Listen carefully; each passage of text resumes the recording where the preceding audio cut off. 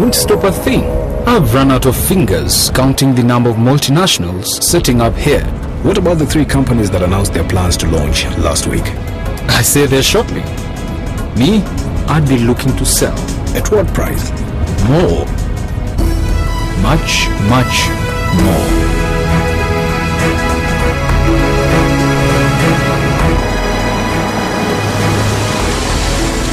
I don't know who you are or how you know these things, but one thing I'm sure of, you're in the wrong job. Here, call me tomorrow at 9 o'clock in the morning. I'd like to hear more from you. Are you ready for your big break? The East African, understanding the region.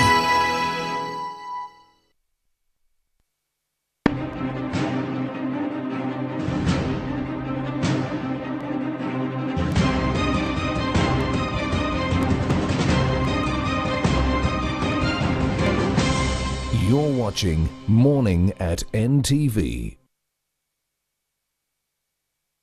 June 12, 2014, while Uganda read out its budget, Brazil proved to the world that it is indeed one of the best footballing nations of the century, as it overcame the stubborn Croatians from a goal 1-0, but then overcoming it, and at the end of the match, scoring a staggering 3 goals. But while his nation overcame these Croatians, Marcelo went down in history as the first Brazilian to have ever scored an own goal at the World Cup finals. My name is Brian Mlondo. Join me with the rest of the gang this morning on Friday the 13th. Again, another extraordinary day in history.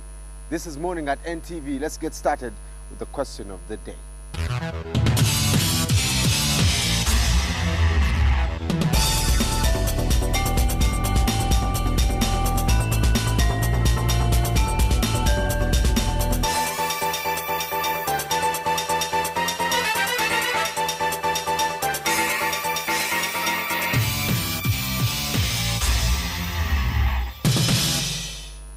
You can definitely feel the move. It's only Brazil. And help us answer that question. Remember, the first 5 respondents will walk out with a mark from NTV, especially Morning at NTV. Our Facebook page is open, Morning at NTV, Twitter at Morning at NTV, and the SMS platform 6565.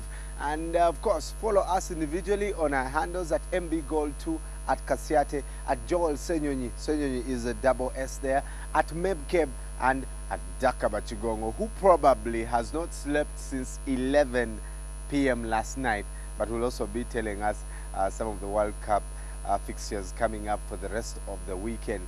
Now, Mabel, you are definitely supporting, I guess, one of the worst teams in footballing history, and that is England. Brian, why, really? man? Why? Why would you put your heart at risk? Because today, we, the Azuris, are probably going to beat your team. Brian, I'm very disappointed you are saying England is the worst team. My heart is actually so broken, and I don't know. I don't know. I won't even be talking to you today. I won't be talking to you today, but thank you for joining us today, Morning at NTV, Friday the 13th. Some people think this is a day that is jinxed, but I think it's a blessed day. So we are glad you're watching us this day. We'll kick off the show with taking a look at the headlines. Infrastructure has been given the largest chunk of the 2014-15 budget. The President has directed the Ministry of Finance and URA to tighten implementation of revenue collection. And President Museveni gives the biggest hint that the UPDF could leave South Sudan.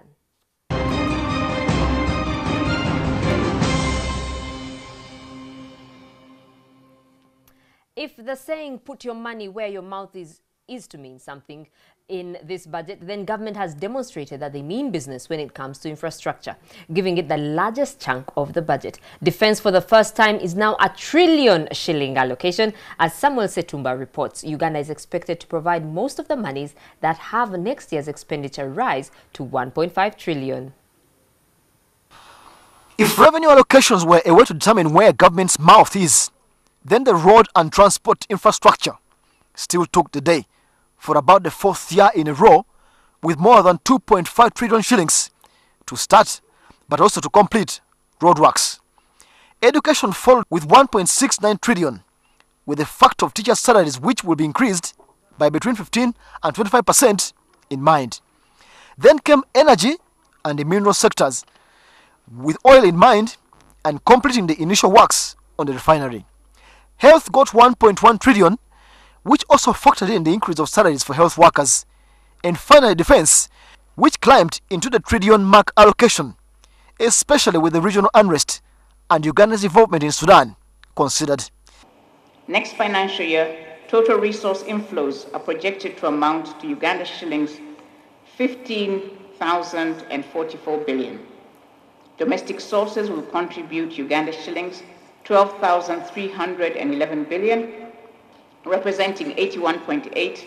Total external financing of the budget will amount to Uganda shillings 2,733 billion, equivalent to 18.2% of the total budget.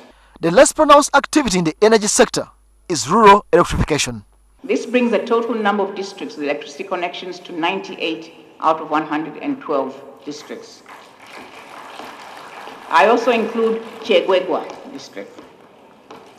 Work has also commenced to connect an additional 11 districts. These are Bulisa, Ajumani, Moyo, Amuru, Otuke Zombo, Koboko, Maracha, Yumbe, Nyoya, and Namayingo.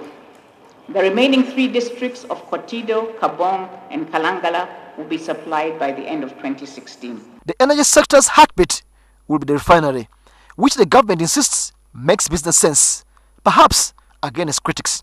The reason why an inland refinery can work in Uganda is because Uganda is 1,000 kilometers from Mombasa, and even more distant from the mega refineries of the Middle East.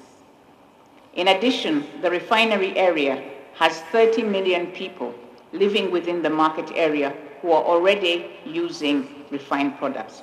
Skills are the center of government investment in education next financial year, outside teachers' salaries increment. I have also specifically allocated 68.7 billion for the implementation of the Skilling Uganda program.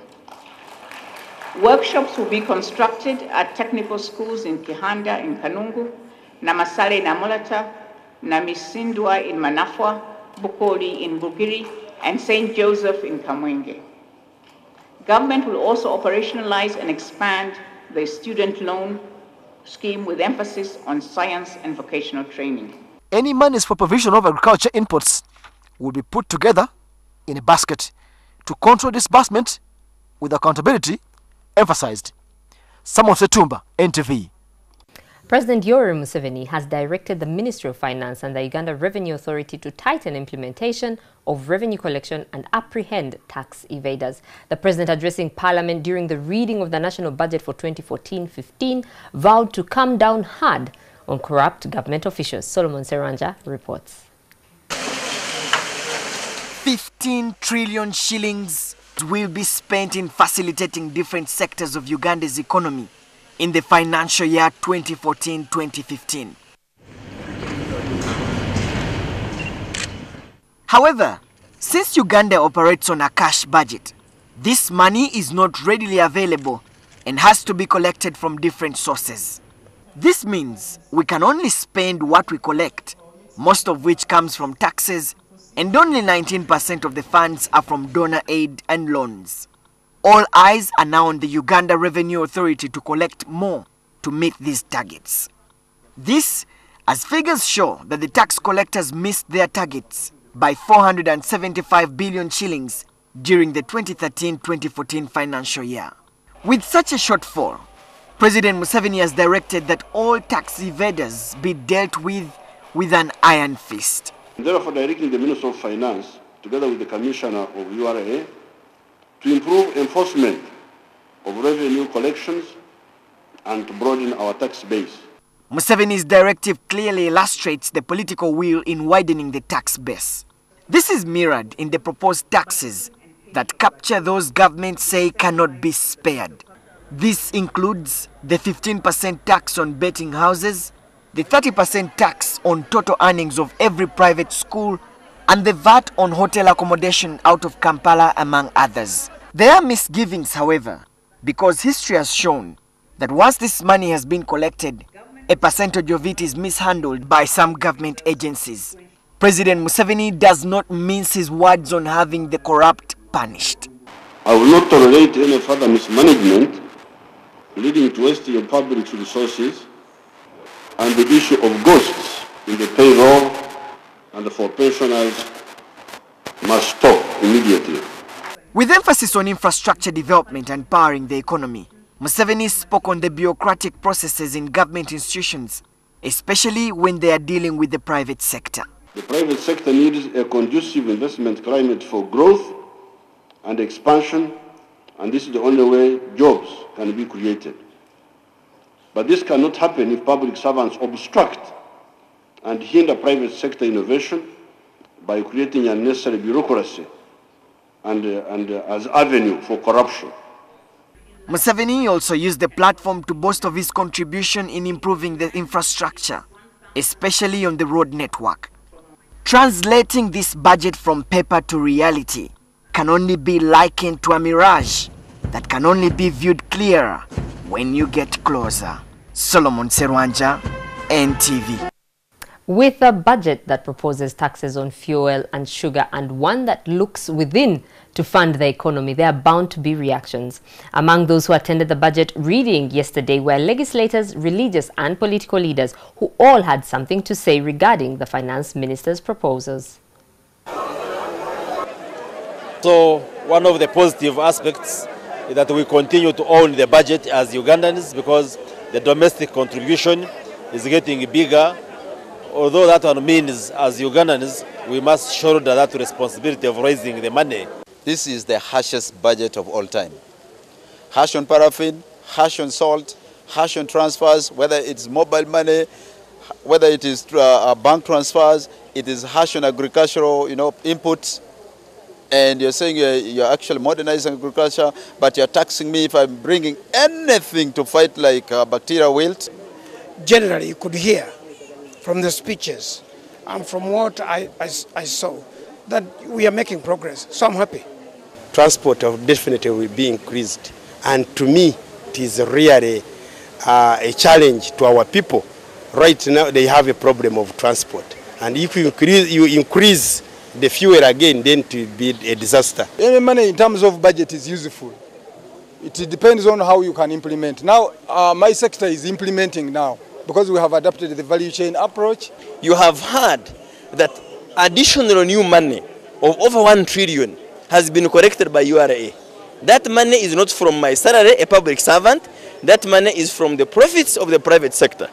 That minimum economic growth, of course affected by factors like regional instability in southern Sudan, should be mitigated by much more investment in the infrastructure. When the minister said we are taking soldiers in the foreign countries, and then now she should have come out very clearly and said we are getting how much from those foreign countries as Ugandan. We had requested for over 187 billion for this very financial year 2014-2015, but only what the minister read was 105 billion. The budget was very, very good. This is going to encourage our people to make sure that they go on that sectors. And also when you look for the vocation training on that area, those was very good. But I did not hear any from northern Uganda.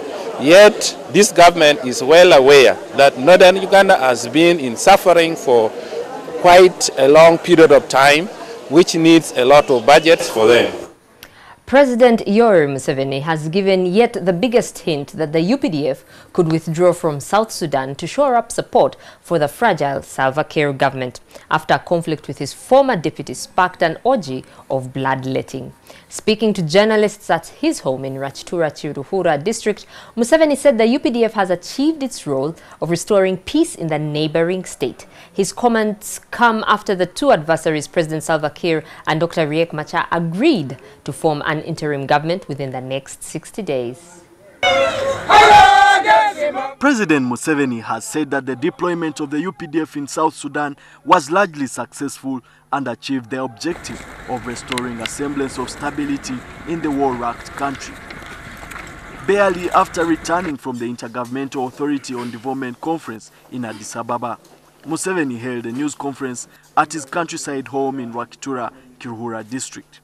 He said that a peacekeeping force from IGAD will be deployed to fill the vacuum left behind by the departing UPDF troops. So we have no problem. We have already achieved our aim. And the IGAD force is coming in to ensure that everybody behaves. So really we have achieved our aim. We don't have any other worry. This comes after the two adversaries in the conflict, President Salva Kiir and Dr. Riek Machar, during the just concluded IGAD conference, vowed to end violence in the country and form a transitional government within 60 days. During the IGAD conference, East African nations threatened to impose sanctions on South Sudan's warring sides unless they resolve their differences peacefully and end flagrant violations. We went to South Sudan to stop a collapse, to stop fighting in Juba, and to give our South Sudanese brothers and sisters a chance to rebuild their country. IGAD, a seven-nation bloc, accused South Sudan's government and rebel fighters of failing to honor several peace accords. IGAD also implored both parties to allow humanitarian workers and hindered access to areas of the country affected by the conflict. As the conflict in South Sudan rages on, the number of internally displaced people has risen steadily since fighting first broke out in December 2013. You're still watching Morning at NTV this Friday, the 13th day of June. We're now crossing over to the gentleman on the other side of the building. Good morning, Simon. Were you able to watch the Croatia-Brazil game yesterday?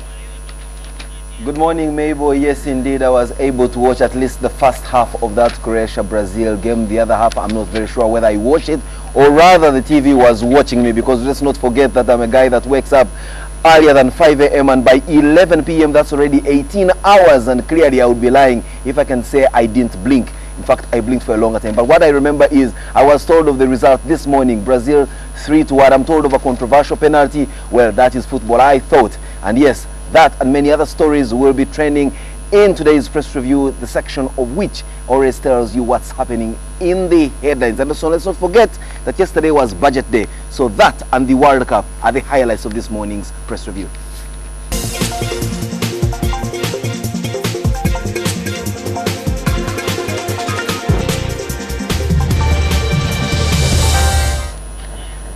A very good morning to your viewers who are just joining us from wherever you are watching us from. Welcome to NTV's press review with myself, Simon Kasiate, Joel Mulondo, and Adam Brian Senyo. Their names can easily be interchanged this morning. Good morning, SK. Yes. How are you? You have to be very specific, you know. Because there's Simon Kasiate, there's Sam Kutesa, there's a reporter here called Solomon Kawesa. Listen, yesterday I met a guy called Simon Kadingo.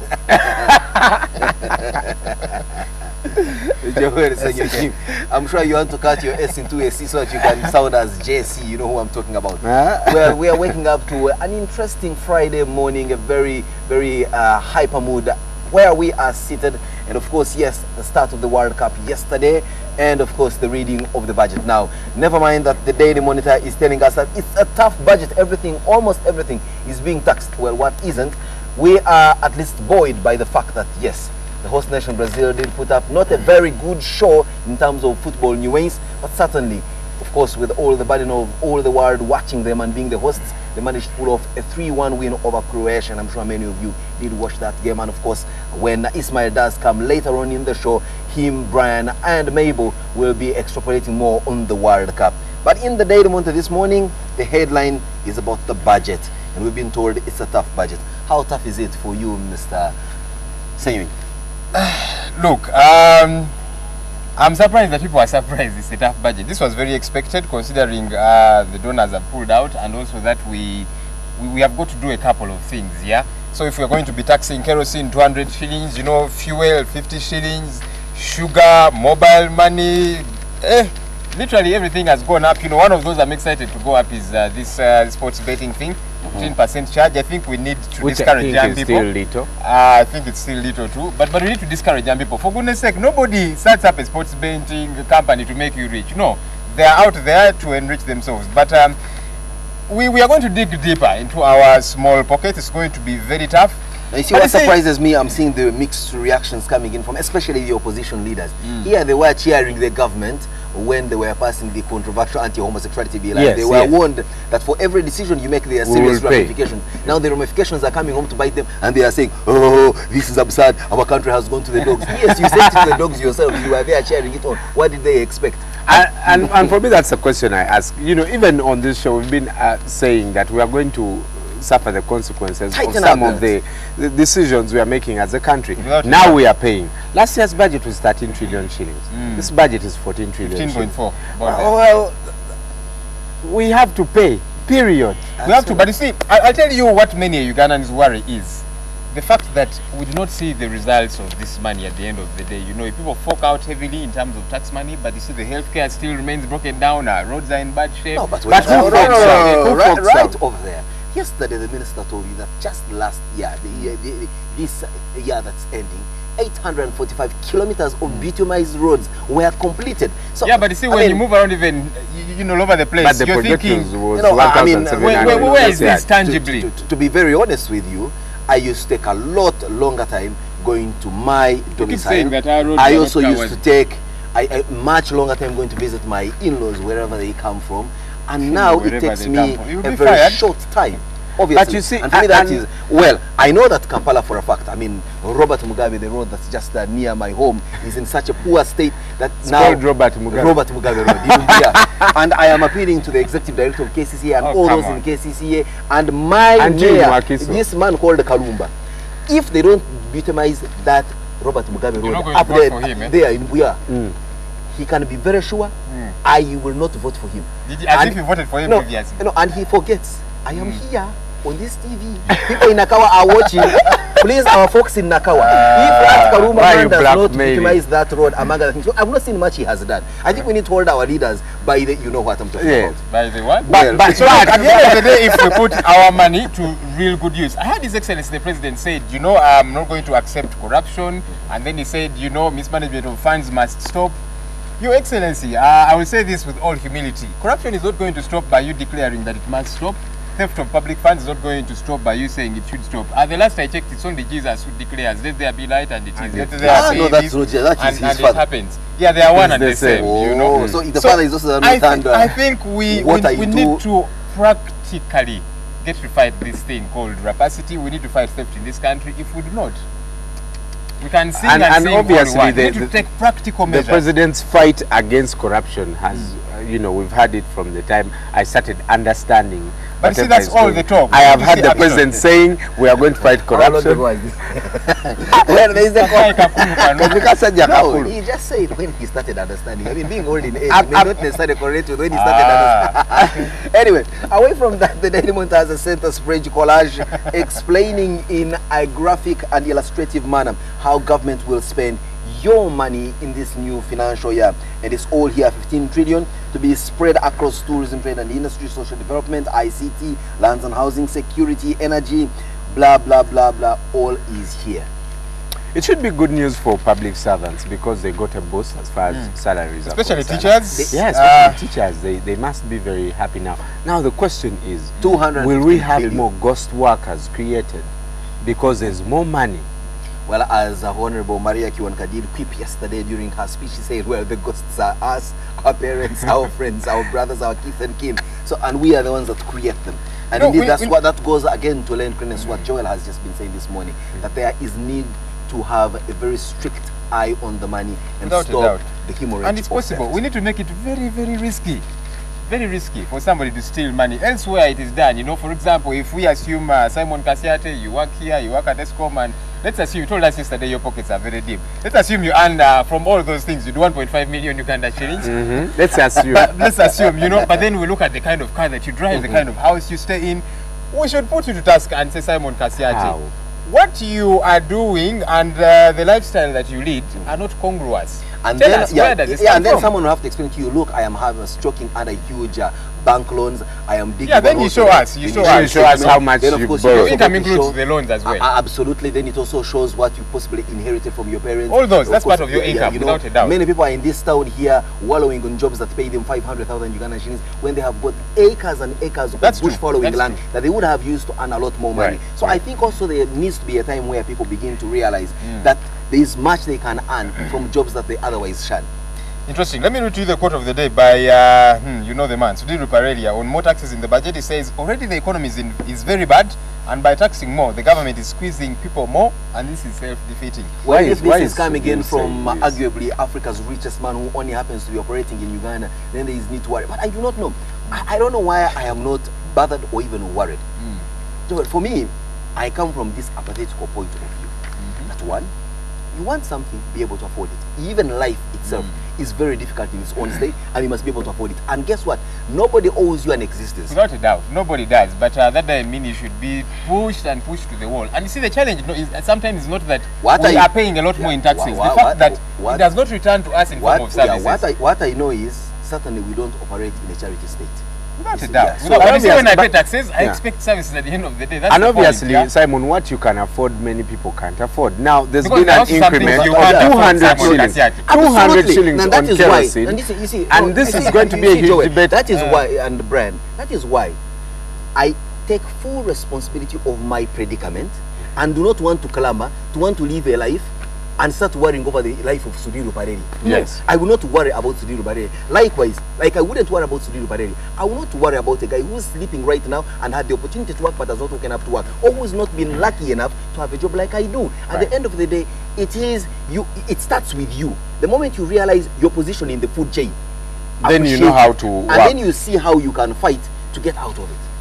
Well, a quick summary of how the budget was allocated. Road and infrastructure 2.5 trillion, energy and minerals 1.6 trillion, education 1.6 trillion, health 1.1 trillion, and defense 1.1 trillion.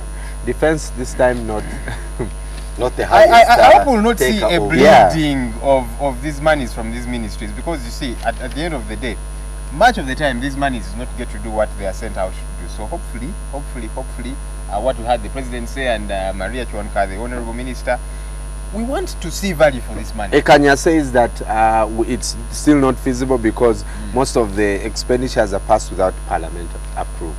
So it's still going to be the same. But Parliament is supposed to approve this budget. The other challenge, of course, is the supplementaries. I don't know why we are very poor planners. You know, somebody comes with a supplementary 700 billion shillings.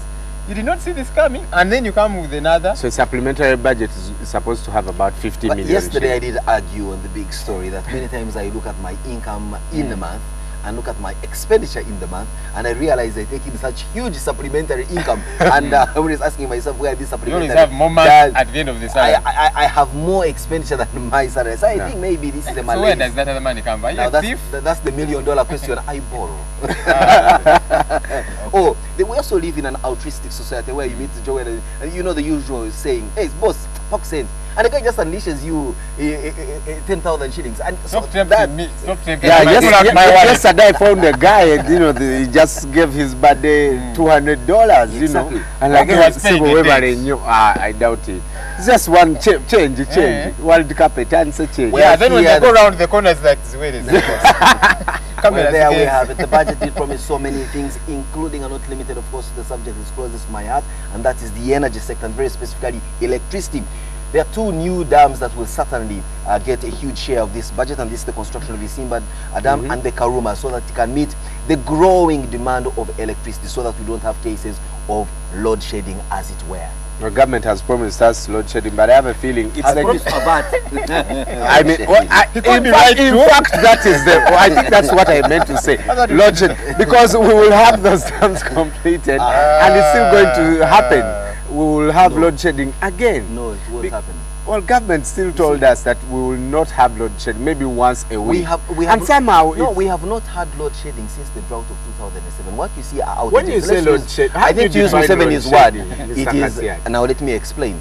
Load shedding is where there is not enough electricity generated, and therefore the country is rationed and say, look, this area you take this because there's not enough to give you. Right now, as I speak, and to quote the president's speech and the Minister of Finance's statement yesterday, the installed generating capacity in this country is 850 something megawatts. Do you know what our demand is at? No, wait a minute. Do you know what our demand is at the most peak when your phone is charging, you're ironing, the factories are running, Joel is reading, everything is on, and NTV is blasting away on all cylinders? Not more than 650 megawatts. Now ask me the question. How come there are places that don't have electricity? Question. Even before, when we had all this chronic load shedding, were you still producing more electricity than we're using? No. And maybe because that's what that's precisely why I'm saying that. At that time, because of low water levels, the hydropower stations were not producing to their installed capacity. Right about now, we are only curtailed by the amount of water we are allowed to use. Few weeks ago, you told us you generate more electricity than that's what I'm telling you. Why are we still having? And you see, we should have a high demand because the government is talking about it. I pay my electricity wait a minute. It's down to zero. Why do you? Why do I have? You have asked that question. We have more electricity generated than can be consumed, and you're asking how come there is no. How come there's still load shedding, yet we have... I'll give you a simple analogy. You have been to... Should host this guy with a big story. You could go to Tipsy Takeaway in one day, and they tell you we don't have chips. That does not mean that the guy growing Irish potatoes in Kabari stopped growing them. It means that the truck that was bringing the Irish potatoes possibly collapsed in Lukaya. Or there's an incompetent purchasing manager who did not buy the supplies that were enough. Or, wait a minute, or their cooker is down and the chips are in form of Irish potatoes in the store. So at the end of the day, there are neighborhoods like Chanja, there are neighborhoods like Buwati. These neighborhoods were not known to us 7 years ago. To get electricity to Buwati, you have to inconvenience in Tinda. I know people who say they live in Namugongo, but when you go to visit them, they actually live in Mukono. Because the place has so expanded. The neighborhood called Wabidugu. Now, the place, the neighborhoods have grown so wide, and therefore to take electricity to these neighborhoods, you need to inconvenience the other places which had electricity. So you've got to extend power lines, and when you're extending power lines, say to Buwati, Ntinda will be affected. Let's not forget that as soon as power reaches Buwati, the Ntinda line will be old. So you need to replace that. Now the replacement, the changing of transformers and the like is what causes these outages that you're talking about. Electricity doesn't disappear from you because it's not there. It is because work is being done. Now I know. But you see, as you talk about industrialization and so on, we need to increase our demand. I hope with my analogy you have understood that. I understand. Many times we come here and there is no coffee on our tables. Not because coffee producers or coffee is lost from the shelves. There are days I have come here and there is no coffee. I'm sure there are also when days. You come late, they just refuse to make. I mean, there are days. all right. 259 billion shillings allocated for preparation of 2016 elections. So, and in fact, I'll lay your fear just before we go out from that. You must have seen that government has allocated huge sums of money to roll out more power lines. 15 districts have been put on the national Absolutely. Grid. And you see, for that to happen, there will have to be a small inconvenience to where the electricity is coming from. But that is to show that as the Simba and Karuma come online, they will find already laid infrastructure to conduct their electricity in various places. Anyway, this power debate will do. That's why I think we are forever not going to avoid load shedding, because more districts are going to be switched on. It's going to be a cycle again. That is good. Let's have a higher demand. And hopefully there will be higher productivity. That's why we must support government's efforts to build more dams and more clean energy generating initiatives. But not just for the sake of it, others will remain in this quandary we are talking about. You remember that when when Chira was going to be constructed, you saw all these charlatans say, oh, this dam is going to be a white elephant, Bujagali is going to become a white elephant. We don't have enough capacity to consume more than 250 megawatts. Which is a serious point, because you see, if you're going to make a lot more tea than we can consume, it's going to go to waste. That is a mandate. That is if you don't have enough what is happening now since they produce. Okay, in the red paper, Special Forces boss defects to Tinyefunza. I saw this on social media just the other day, and I thought to myself, this is probably a joke. But now that the red paper has picked it up, that the red paper, that is no longer a joke. Well, at least 16 soldiers from the Special Forces Command, including a commander. How many? 16. 1, 2, 3, 4. have gone AWOL and are believed to have joined General Tinyefunza in exile. But you see, they are saying defected to Tinyefunza. Then they are saying are believed to be. When you read this but you see, I am telling you, you are going to see an increasing war waged via Bluetooth. You are going to wage it from wherever. So mobile money withdraws, 10% tax levied onto it. And of course, some of our friends were saying, well, if they're making it impossible for us to get our mobile money via mobile money, we can send it by WhatsApp. And I was imagining, who stole Joel saying his job? Because this is quintessential Joel and his wonderful ideas. Museveni praises cult leader Visaka for preaching unity. there's this gentleman called Owobushobozi. He calls himself God because of one or two things that he has done. Look, you might want to disagree. The last time I checked, there's one true living God. Why are you hiding? I'm saying this as unequivocally as I possibly can, you know. So, Mr. Owobushobozi or whoever the case. You see the passion I talk about with electricity and the like. Multiply that by 100. And ditto that for this man's passion for the living God and anyone that claims to lead spirituality. If you are not, no, we need to tell people the truth. Yeah, well, you know, the people should stop being gullible. I did. I think just before Kamara did a picture on Owobushobozi, I was for the benefit of those viewers of ours who may not know which Kamara you're talking about. Patrick Kamara. Thank you very much. I went actually to Hoima and talked to some of the followers of Owobushobozi, and they believe he cannot die. He does not grow old. Yeah, and be honest with us. How many people did you find that believe in that man? I'm sure 8 of every. Yeah, just like the other day, there's a pastor who was making people eat grass, and you know, people are that gullible. We just need to wake up, open our eyes, and in your favorite weekend magazine called Scoop in the Daily Monitor, interesting stories in there, especially if you're the kind that loves the showbiz business. And yes, there is all these pictorials that eating life, they call it. You there eat we slowly, you might eat and finish it. Well, what more can we say? This Daily Monitor newspaper has got tremendous stories in the sports arena, and of course, there's an insight on the budget speech, verbatim, and of course, looking at it from the East African perspective. Let's also not forget that the World Cup does continue, and I think today is when Africa will hit the stage. Am I right? Yeah, and somehow Justice Kanye Hamba believes that Nigeria will win the World Cup. Oh, I don't know what's wrong with that. Well, at least it's much better than somebody I saw posting on Facebook that said, well, I believe that Arsenal will win the World Cup. What do you think, my peeps? I saw that and I was thinking, seriously? Even I, who is not a small fanatic. It was from the fairer sex. The what? The fairer sex. Mabel, we know obviously that the international scene is abuzz with World Cup euphoria, and in fact now as I speak in Brazil, cities of Sao Paulo and Rio de Janeiro and other places, the party is still going on way into 2 a.m. in the morning. But we also are aware that in Iraq things are not looking as good as they obviously should. What else, Mabel, is trending on the international arena? Thank you very much, Simon. Now, I did see that message on social media by a lady hoping for Arsenal to win. I think it was a joke, really. Give the fairer sex more credit, really, Simon. It was funny, though. Something happening around the world. Everything you've said is true. And but here we see the US saying South Sudan is bombing civilians in South Kordofan. And this is a message that has come in from Samantha Power, who is the American ambassador to the UN. She has condemned the attacks, which she says are targeting schools and hospitals, and she says they have been deliberately attacked. Now, moving on, indeed, the World Cup kicked off with parties and protests in equal measure, I would say. Probably more party than protest. Millions took to the streets in Sao Paulo after the win, the Brazilian win over Croatia last night. But there were people protesting because of the amount of money the government has spent on the tournament.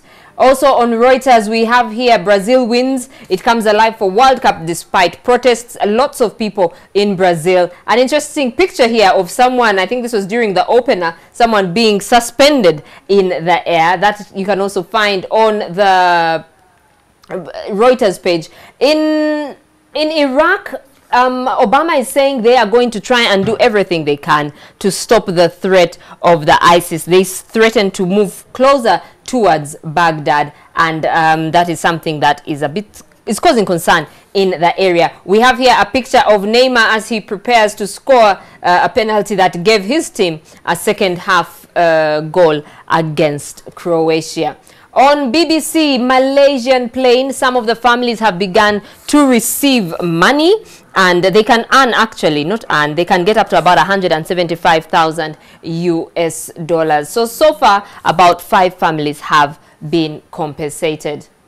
Now, again, still with the World Cup, on the BBC Africa page, World Cup official urges racism sanctions against players and fans in case they commit any racist offenses. They say they are following in the lead of the NBA and the Donald Sterling saga that is still going on.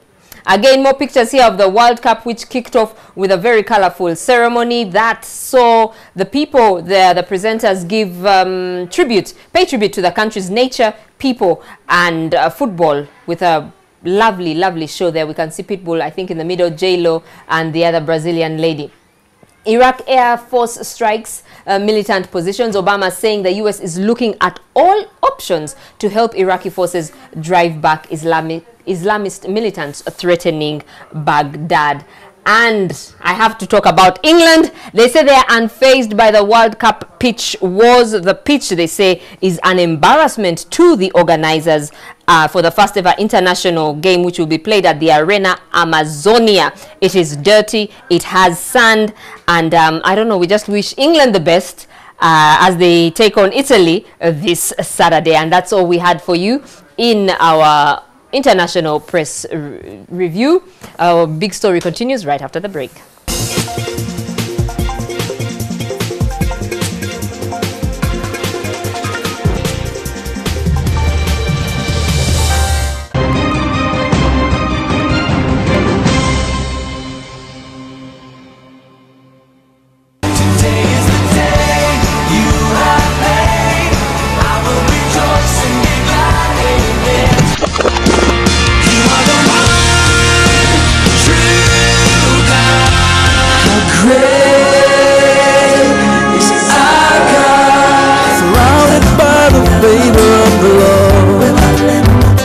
Ladies and gentlemen, Jesus came to set you free and to be free indeed. In life, you don't wait. Yeah. There are certain times where you wait for certain decisions, but when it comes to taking action and choices, you have to move. Jesus Christ found me, and he actually asked me a question, whether I wanted to live or to die. Every day of my life was struggling. It's just that God has given me this kind of hope. GXP every Sunday only on NTV, your official inspiration station.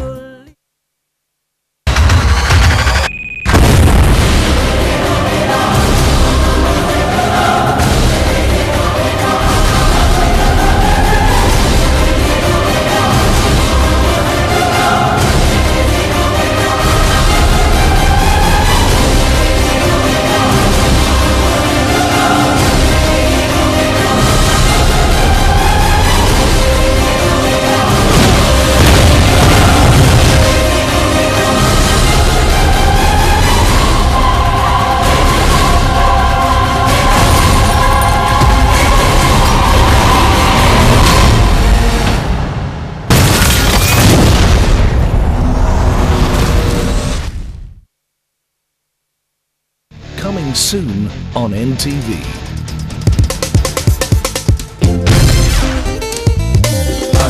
Music is back. El Rey Mago. Twitter. El Maravilloso. Shut up, man. Shut up, man. Please shut up, man. I said shut up, man. This should be straight, like this. No, you start with doctor or you retired. Doctor retired.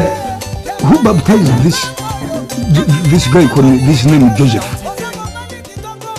Professor Joel coming soon on NTV.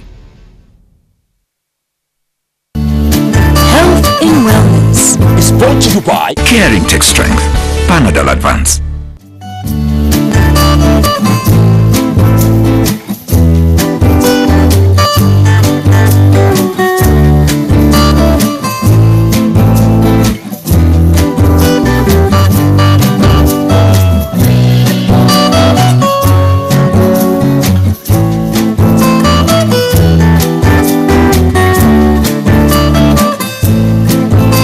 When minutes matter, take Panadol Advance.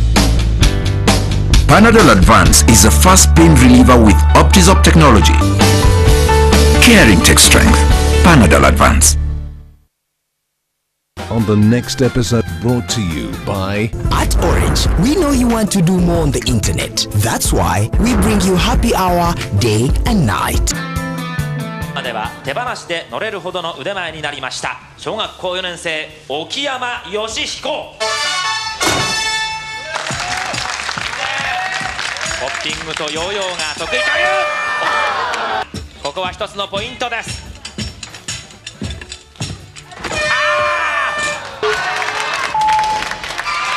この日のために体重も落としてまいりました池田美智子ここから乗り換わりうまくいった乗り換わってグリーンのゾーンあと2枚3枚1枚やった was brought down by the neon grid. The Banzuke for this event remains empty. Will today be the day that a Pogo champ leaps to new heights and earns a spot on the Banzuke?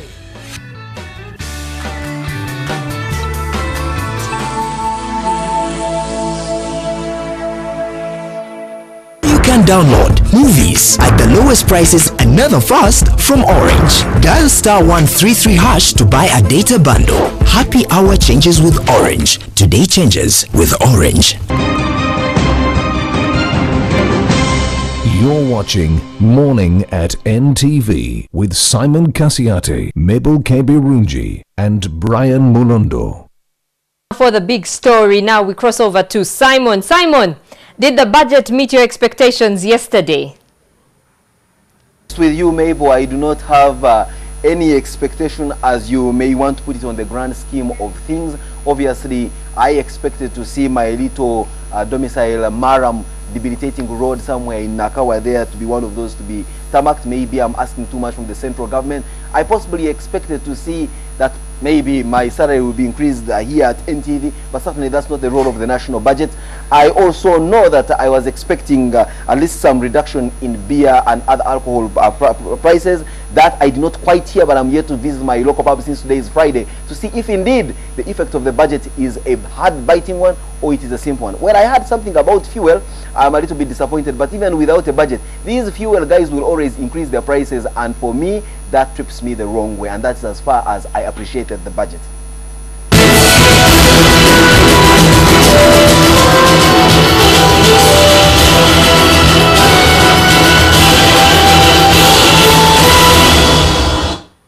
A very good morning once again, and if you're just joining us from wherever you're watching us, this is the big story segment of Morning at NTV, where we delve deeper into the trending big story. Now this morning, sorry, we're not discussing the World Cup, because just when the World Cup was about to kick off, Uganda, we kicked off a new financial year, 2014-2015, and we had the Minister of Finance reading to us what the government has put on the table as budget proposals for the next year.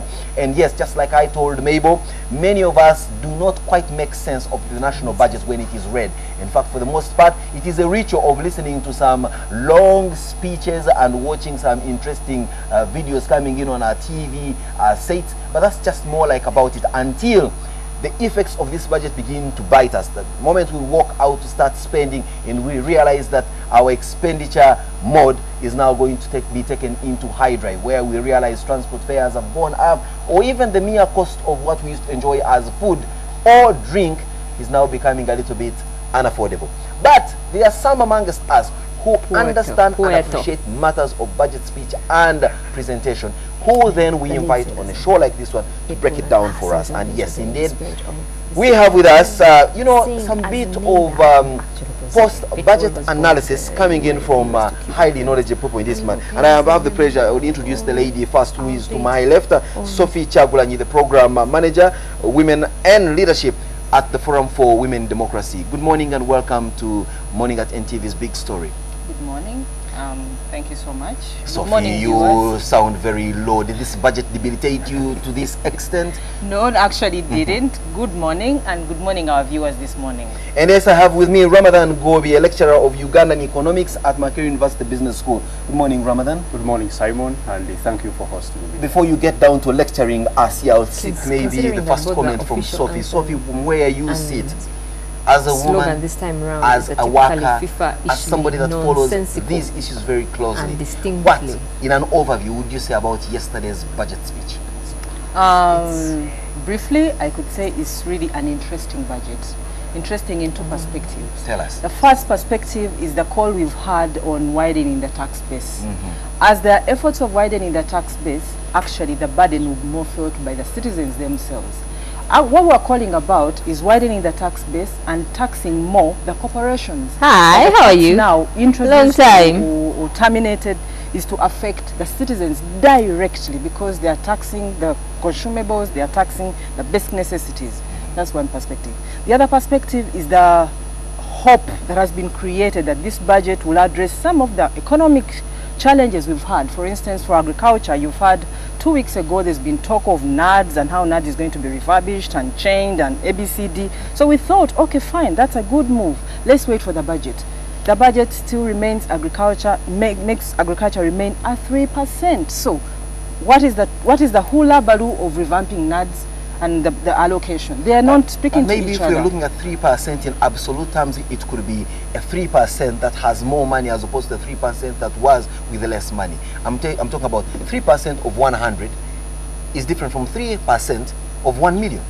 The 3% last year, the agriculture budget in particular was 3.2. But of a 13 trillion budget. Today it is 3% of a 15 trillion budget. That means there's some little more money, if I understand it correctly. Well, that's very good. But we want to see measures that will address what they have brought on board, that NADS has challenges around misuse of resources, specifically that 3%, when it's allocated to NADS, it's misused. So we want to see the misuse of resources in NADS, then the 3% will take effect. But without that, it can't take effect. That's the key thing. Take indeed an interesting budget from where she sits. Ramadan, we are looking at people like myself and yourself, people whose incomes come in directly through a pay system, who pay payee, shouldering more the burden of taxation.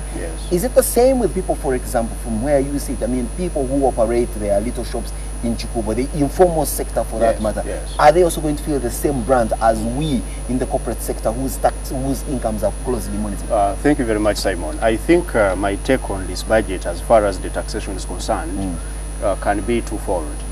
I think government is trying to capture those groups which haven't been paying tax. And the informal sector, I think, is one of those groups, because many of the people who are capable of paying tax, and even they have business thresholds which can afford to pay these taxes, have been hiding under the informal sector. You find somebody owning 200 borders. And that's you know, 400 gadi-gadis. Exactly. You know, you have some wheelbarrows, you have some bars, you have some kiosks selling something, you have a saloon. Now, this person is worth something like $1 billion Uganda shillings, but is not paying tax because he's in the informal sector. And he's employing over 50 people, but he doesn't contribute even to NSS. Exactly. So for that, I think as an economist, that is quite spot on the side of government to widen the tax base by also capturing that. But Ramadan, there is no direct tax that goes to these people directly. The same tax that affects me, who has been traditionally been paying taxes, is the same tax that this informal sector guy is also going to be, because we go to the same supermarkets, we spend the same kerosene, we drive the same kind of cars, and possibly spend the same on fuel. Yeah, but you have been paying income tax, you pay some payee, and at the same time Uganda pay VAT on those goods. So the other person has been only paying the VAT, but his income has been intact. He's making a lot of money, because you see Uganda's economy is now based in the service sector, and the big proportion of that sector is actually relying on the informal sector. It is the informal sector which is chunking in a lot of money. When you check the statistics, you'll find that retail trade has been growing at a relatively an impressive rate over the years. So you want to capture these people to start contributing to this, you know, tax base, so that we are able to finance. Before I can swing over to Sophie to tell us from a women perspective what this budget really means for the ordinary woman who makes the bulk of people engaged in agriculture. I mean, we're looking at an ordinary Ugandan somewhere in the village whose only source of income is perhaps tilling his land or grazing his cattle. This is a guy who was saved many years ago from the brunt of paying graduated tax. Where you sit now and where this economy is going, don't you think it's high time things like graduated tax are reinstated, if for nothing else, one, to bring more money to the state coffers, but also to create a sense of responsibility among the citizens. Because we've seen many people thinking that the government owes them a living without them directly contributing. What do you say about the reinstatement of graduated tax? Shouldn't it be now that we should reinstate? I've been actually on record several times asking the wisdom of eliminating a tax whose functions are diverse, because graduated tax was not necessary to get money from these people, but also it helps to whip them to remain responsible. Exactly. Many men in Uganda are no longer working because there is no reason for them to work. Actually, they are very, very rational in that way, because if you are not going to pay tax and at the same time you are going to send your child for free to school, your wife will go to a medical care and get, no matter how bad the service is, in a center for. So why should you bother waking up very early in the morning like I've done to come here? You will just go and have a nap, then at around 10 a.m. you go to the trading center and play cards. This is what we have been seeing in Uganda. So this GT should be, I think, reinstated for that purpose of bringing some responsibility. Taking it from there, graduated tax for the most part was paid by adult males, and the absence of which we see that males or adult male in Uganda for the most part continue to negate their responsibilities and putting the burden greatly on the women. Doesn't it bother you as forward, and shouldn't you be now leading a huge campaign to reinstate graduated tax, if for nothing else, to reduce the yoke on the woman's shoulders? I think the burden and the bother is not because the man is not working and is not paying graduated tax.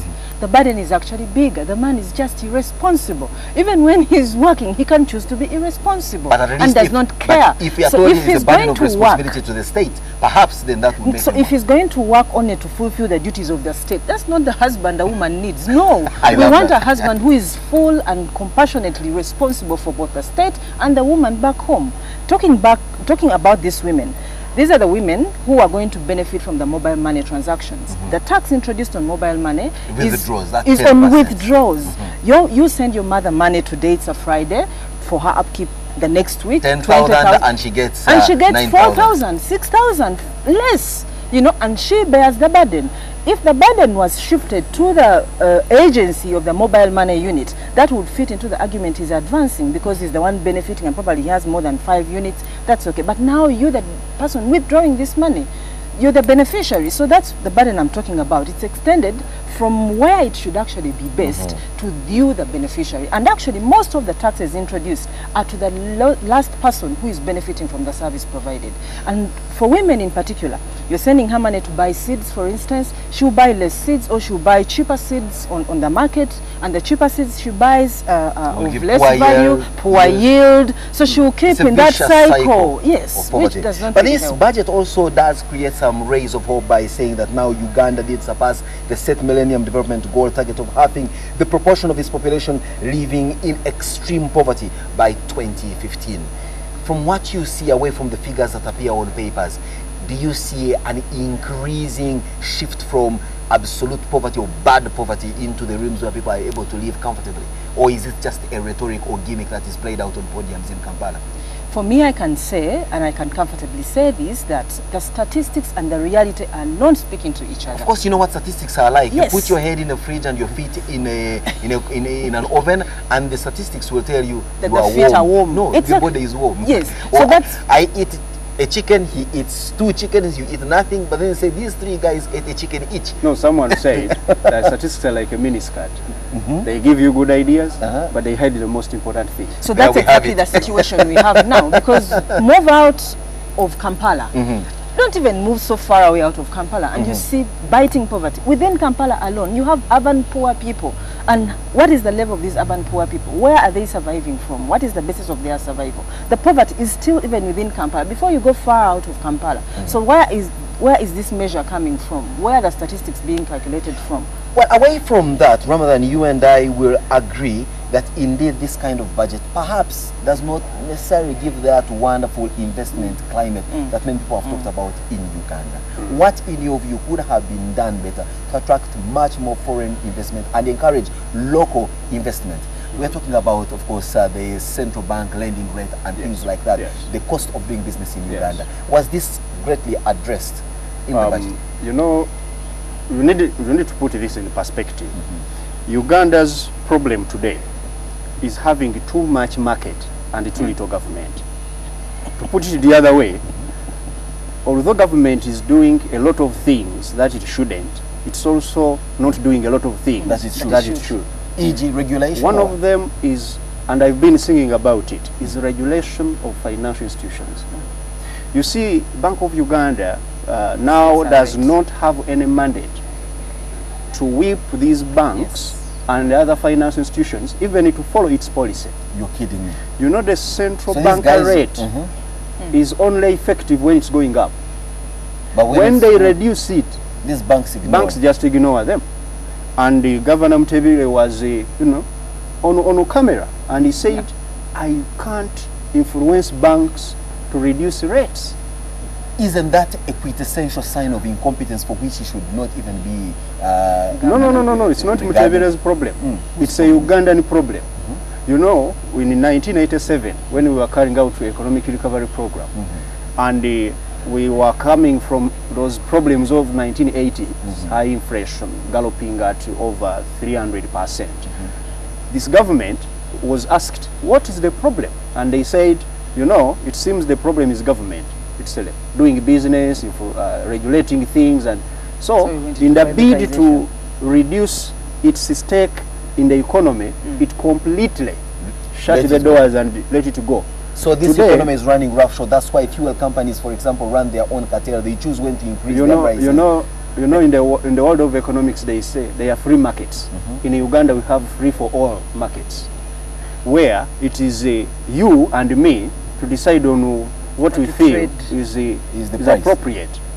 Isn't that a worrisome thing, especially when we're coming in from this point of women who, for the most part, and I'm not trying really to sound chauvinistic or even sexist for that matter, but I want to put it in the perspective of the fact that these are the mothers of the nation. They bear the brunt of childbearing. They also look after us for the most part, and therefore there should be specific, direct economic interventions to alleviate them from their state of hopelessness. Did you see that in this budget? Never mind, of course, that the person reading the budget speech was a woman. No, that's a different matter, and we don't look at numbers anymore because numbers need to translate into transforming. But now at least there's some bit of emancipation we can talk about. Not through numbers, though. Well, for that woman and the budget in particular, we are yet to see and be very clear on what exactly the budget has provided for the woman. What would a woman want from this particular budget, for instance? A woman would want to go to that health center and be certain that her maternal medical needs will be met. There is a midwife there. There's a gyne. There's a gyne. She has these unusual complications. She can't even explain them to anyone apart from a medical person she trusts. You know, starters. The other thing is for her to be sure that if she needs contraceptives in particular, she can be able to confine it to someone and they will be able to advise on the best and appropriate method of contraceptives to take on, available at that health center Well, it's a free service, as you had said, but some of these packages are not full packages. It remains on paper and it's you can access a center, but there is nothing.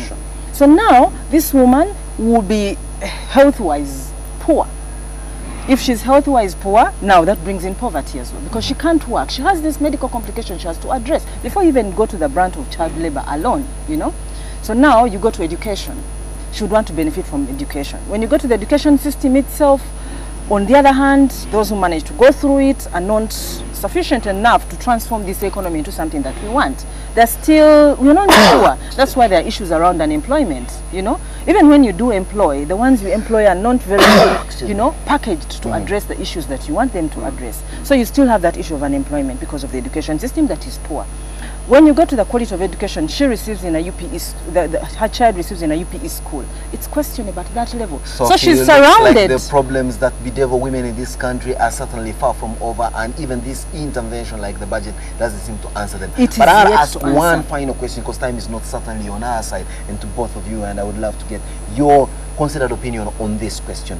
Of course, the biggest problem has not been the absence of planning, or indeed, like you said, the biggest problem couldn't even have been the issue of implementation. But we seem to realize that funds hemorrhage, or let's put it very plainly, corruption, and the failure to avert this corruption. We've had the president sing about curbing corruption. In fact, at one time he said there will be zero tolerance to corruption. Yesterday, I remember him saying something like, it must stop, I cannot tolerate it. Lip service or not?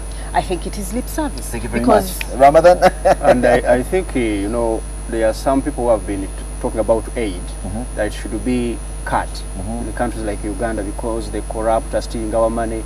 Me, I've always been saying, if they cut this money and you haven't gotten a very big padlock to lock up these thieves, they will resort to the little tax revenue you have, and you do not have any services. And he knows where they are stealing from, and he knows who is stealing. So his intolerance should be applied in actions now, not the talking perhaps anymore. he needs also to appoint a substantive chief justice No, so that no, the no, judicial no, system no, no. is able to lock up these thieves. How about that? In the DNA. But we have a lot of systems, by the way, that can curb corruption. We have a fully fledged framework on corruption alone in the country with a court. Imagine laws, regulations from institution to institution and a court, but still we can't curb the corrupt.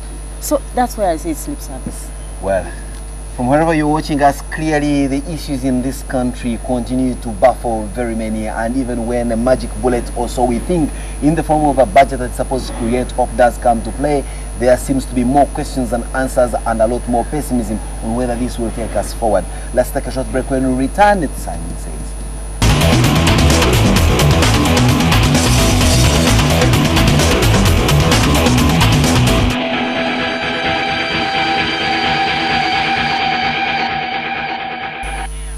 I must admit, and I have shared this with many a friend, that for me, the ritual of budget reading and looking at all these rosy figures, certainly yes, is good from a policy perspective, but as an individual, I don't so much read into it, because at the end of the day, whether it is in September or in November, I see a heightened increase in prices from nowhere, and there will always be people who are justifying this. For example, and I have an issue with, for example, fuel companies. I know that every time towards Easter, the fuel prices will go up. Every time towards Christmas, fuel prices will go up. They will start giving you all sorts of reasons, or there is a storm in the USA, or there is inflation taking place here, or there is a pipeline that has broken, whatever it is. And I do not see any deliberate effort of government regulation in trying to protect me as a consumer. On the other hand, I also remain there watching as the little I tend to earn is taxed to the very bone marrow. Now the question is, to whom can I run for redress? Getting to understand and pontificating about all these economic figures may not perhaps solve the question. Maybe what will solve this for us is, what can I say? Maybe working a little bit harder, but even that could be a challenge. And that is if you were lucky to find something to do. What can we do? Is it a case of hopelessness? Maybe when I return next time on this very show, you and I could have possibly thought of what the solutions could be to the kind of vicious quagmire we seem to find ourselves in with regard to the economic living that we are all subjected to in this country. The program continues here on NTV, Morning at NTV, and yes, it's a wonderful Friday.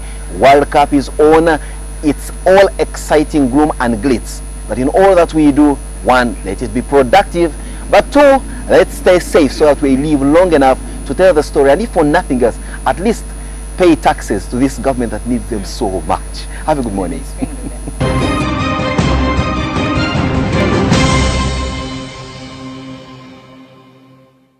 I'm going to blow your mind and I'm going to twist your taste buds.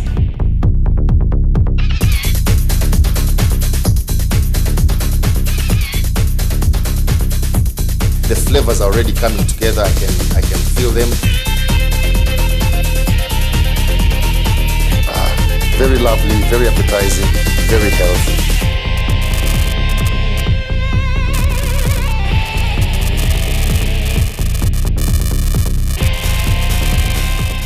Remember, the way you see it, the way you like it, is the way you get it from my kitchen to your kitchen.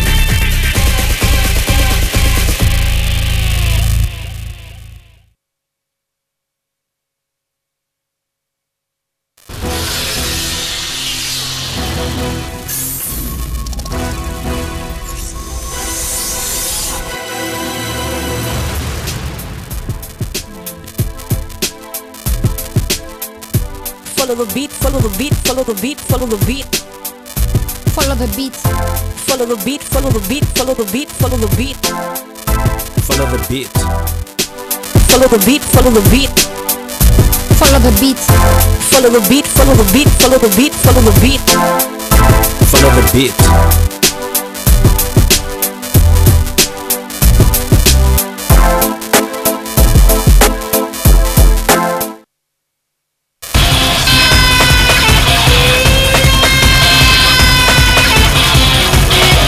The average age of the entire national team is under 18. And so the primary role of Team Uganda is to remain to Division 2. Probably that's the only thing that can make one or two rugby fans smile, that the Cubs are doing well. The players haven't put on the game faces. They're not the animals we saw last season, because Ferguson had the same group of players and they did deliver the Holy Grail, which is the title.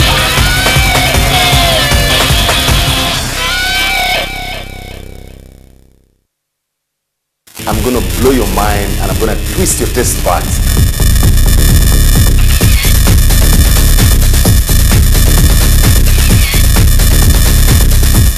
The flavors are already coming together. I can feel them. Very lovely, very appetizing, very powerful.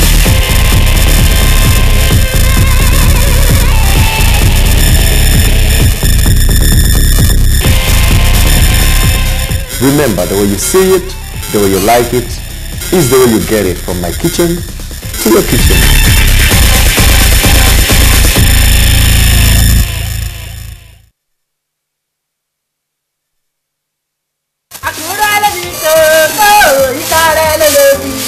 Father, I no go talk to the singing. No problem.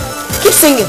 This singing will put you in trouble very soon. You won't believe it's the boy's father that inflicted such injury on him. Just because he stole 50 naira. 50 naira for that matter. That man should be arrested. Oh, how good. How I wish I could just see that man and give him a piece of money. Abigail, I don't care if you're chatting with Barack Obama. When you're at work, you learn how to detach yourself from that one else to get you into trouble. Whatever. I mean, you should be happy that a pilot is asking your friend out. My brother, I learned that 3 armed robbers tried to rob a man as he came out of the bank at the junction before the express. Don't try to be the hero. You won't kill me. Do you know how long I've been waking you quietly and you refuse to wake? Now you carry that up someone. I like to pray with you, nurses, being the vessels that the Almighty God has been using to heal his people. Okay. Can someone please talk to me? What is going on? Who is she? See, I hate cheating in my life. I hate cheating, and nothing will make me a 50 kobo to that money I already get you.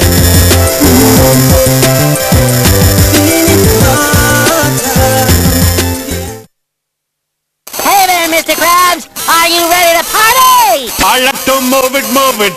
I like to move it, move it. I like to move it, move it. You like to move it. Wow. Hello, fellow motor enthusiastics. Mr. Krabs, isn't there any way for us to return all of them back to normal? Hey! How did he do that? The Red Ranger's a bigger problem than I thought! It's time to finish this thing up! What can I do to make them love me again? What are you drawing, Kitty? Mega Rangers?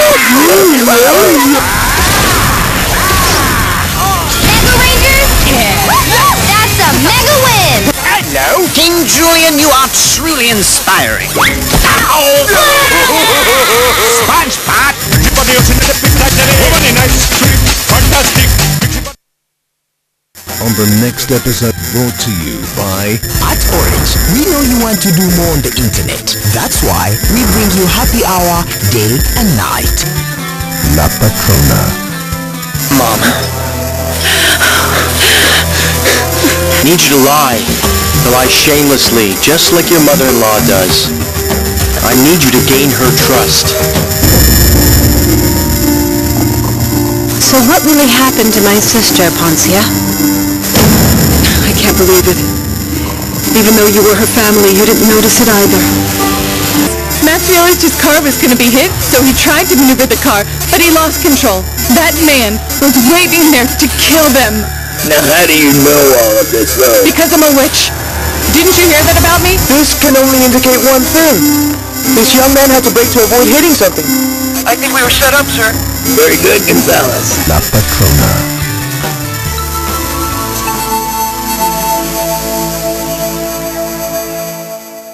You can download movies at the lowest prices and never fast from Orange. Dial *133 hash to buy a data bundle. Happy hour changes with Orange. Today changes with Orange.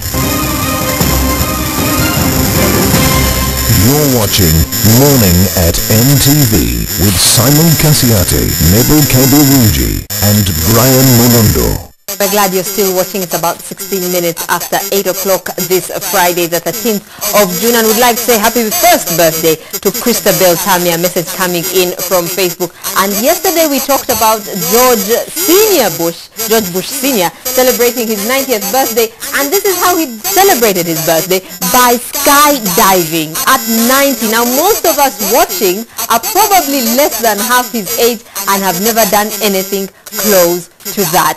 I mean, to me, that is absolutely spectacular. At 90, we can see him there landing safely, and with this parachute jump, he got obviously best wishes from the Obamas, from Clinton, and the other president, I can't remember his name. They all sent in greetings to him, and he had a party of about 200 people attending. He did land safely, as we can see. And yeah, that is George Bush Sr. skydiving at the age of 90 to celebrate his birthday. He was met on the ground with his wife, who is in her late 80s, Barbara Bush.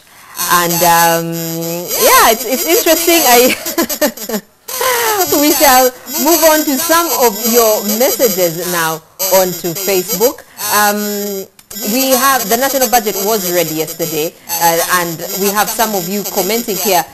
Wambale Goodman saying the poor will continue becoming poorer as the rich enjoy at their expense. How can such a budget be read to poor Ugandans? It's like adding salt to a wound. We have Yasmin Mariam saying that the government wants us to become poor. Kevin Katende is talking about England during the budget. He's saying, England, you should wait. You should allow Brazil to enjoy their win. I don't know how that came into the budget. And someone saying, Brian, consider the population that has had access to power then and the population that has access to power today. We shall now cross over to Brian for Everyday Life. Hi, Brian. Whom are you talking to today? Well, thank you so much, Mabel. This morning on Everyday Life, yes, there's a lot of World Cup fever, but we're going to twist it a little bit and make it more, I think when I say I want to have an intelligent conversation, it involves these people. And we're going to be talking poetry. It's referred to as a rhythmic composition. Find out what it is coming up on Everyday Life.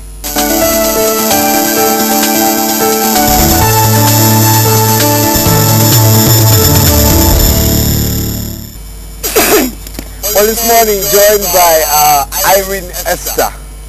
Good morning. I call you noisy. I prefer noisy. Why do you call yourself noisy? I don't call myself noisy. It's actually a nickname. I think I talk a lot, so one of my friends called me noisy, and the very first time I got on stage to perform in one of my pieces, the person didn't know my name. They knew noisy, so it just stuck. It's a good stage name, I must say. Just makes me look crazy. Yeah. And Kagai Sebo. Good morning. Good morning. And then that you told her, I don't understand how that happened. She was my teacher in high school. You must be old, eh? Where with you? Where with you? Good morning, guys. Good morning. Thank you so much for joining us. I brought you this morning to talk about poetry. I'm always fascinated, especially when I watch this black thing called soul food. They have what they call a spoken word. The music is playing in the back, and you know, this person just flows. And then I got an opportunity to watch Noisy. Yeah. I thought, whoa, this is awesome. So I'll start with you, Peter. Some people call you one of the best poets in this country. Well, I doubt it. How did it? Well, I trusted sources told me Peter is one of the best poets in this country. Dear trusted sources, thank you very much. How did you start, you know, for you? How did you become a poet? How did I become a poet? I just started writing poetry. That was about 8-10 years ago.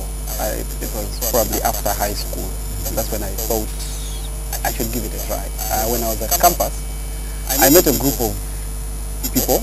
They were also university students, and they had grouped themselves under an umbrella organization. I think that sounds like a separate one.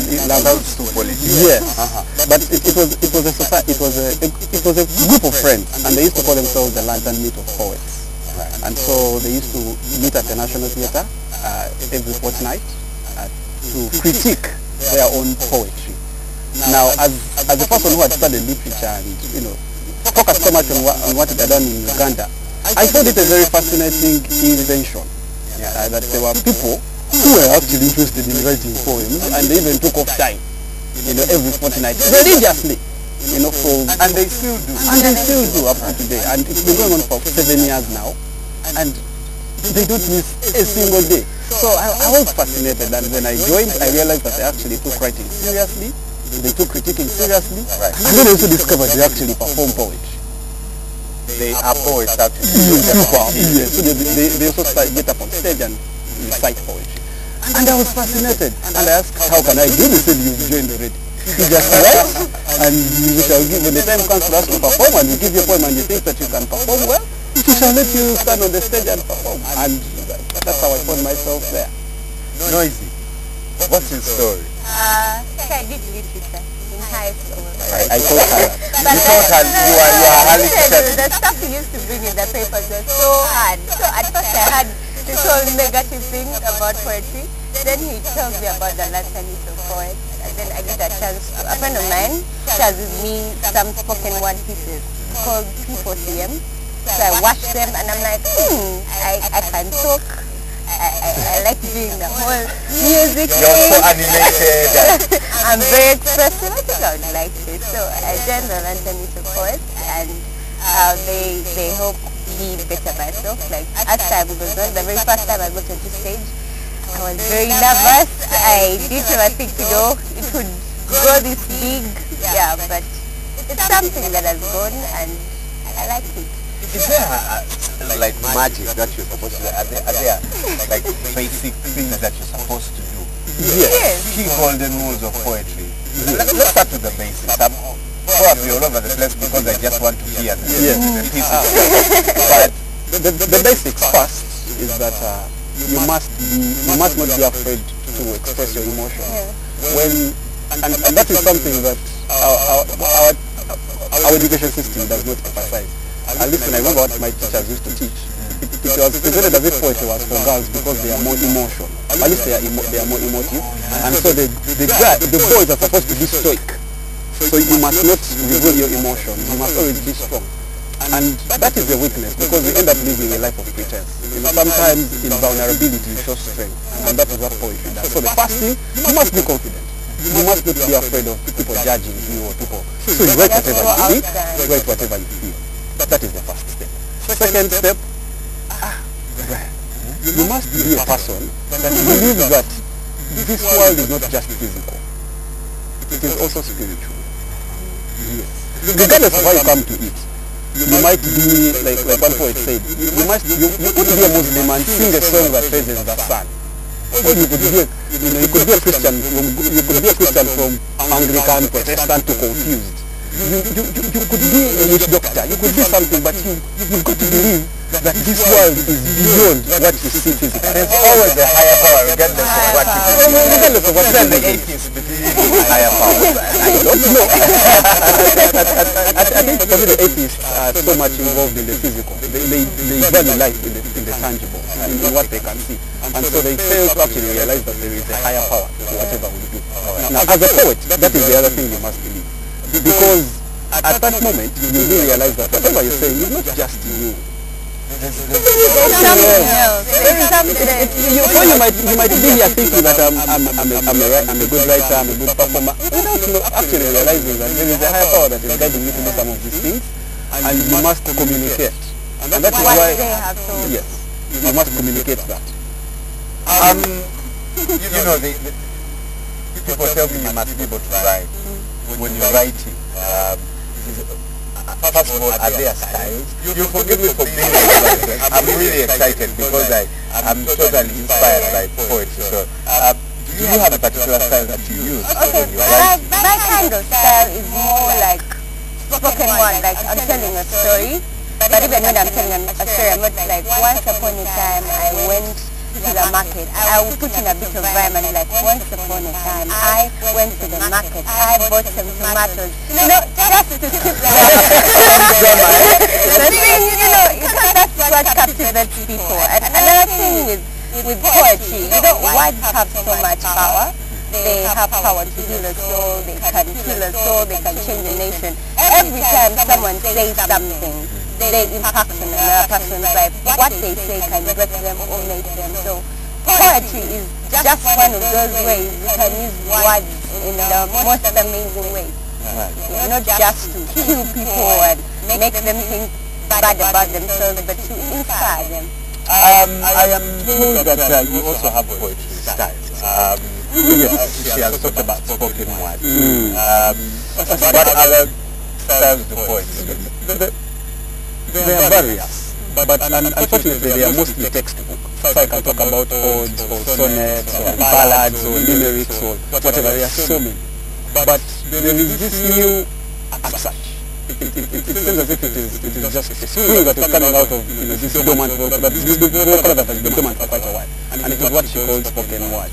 Now, spoken word is where the writing, the poem, the strength of the poem is not in the writing. It is in the delivery. The flow, how it is in the delivery. Regardless of what the content is. Regardless of what the content is about, it has its advantages and numerous disadvantages. But the thing that I have noted, because I have been privileged enough to meet some of Uganda's profound writers, who, for them, they went to school, they were taught that today poetry must write. And if they have a recitation, they used to call them public reading. You go to the like Professor Ongusa would go to the National Theatre in the 70s and open up a book and read it. Now, recently I was with him at something and he confessed himself that we are outdated.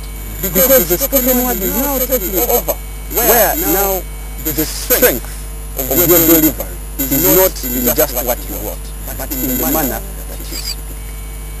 Now that is the new style. I've seen you speak. I want to. Okay, first I know you. I asked you to prepare something. Just something for us, for the benefit of the people that are watching. Ladies and gentlemen, live on morning at NTV for the first time ever. Presenting This is a Christian piece. Yeah, it's about one of those times when we often fall back and felt in the living God in our hardest times, but He's still there. Love. Once upon a time, I fell in love. Madly in love with the most amazing man in this world. His love was patient, kind, gentle, everything I always dreamt about. So when he asked me to marry him, I didn't think twice. I said yes, yes, yes. And from then on, I called him my first love, and he called me his beloved. But then something happened.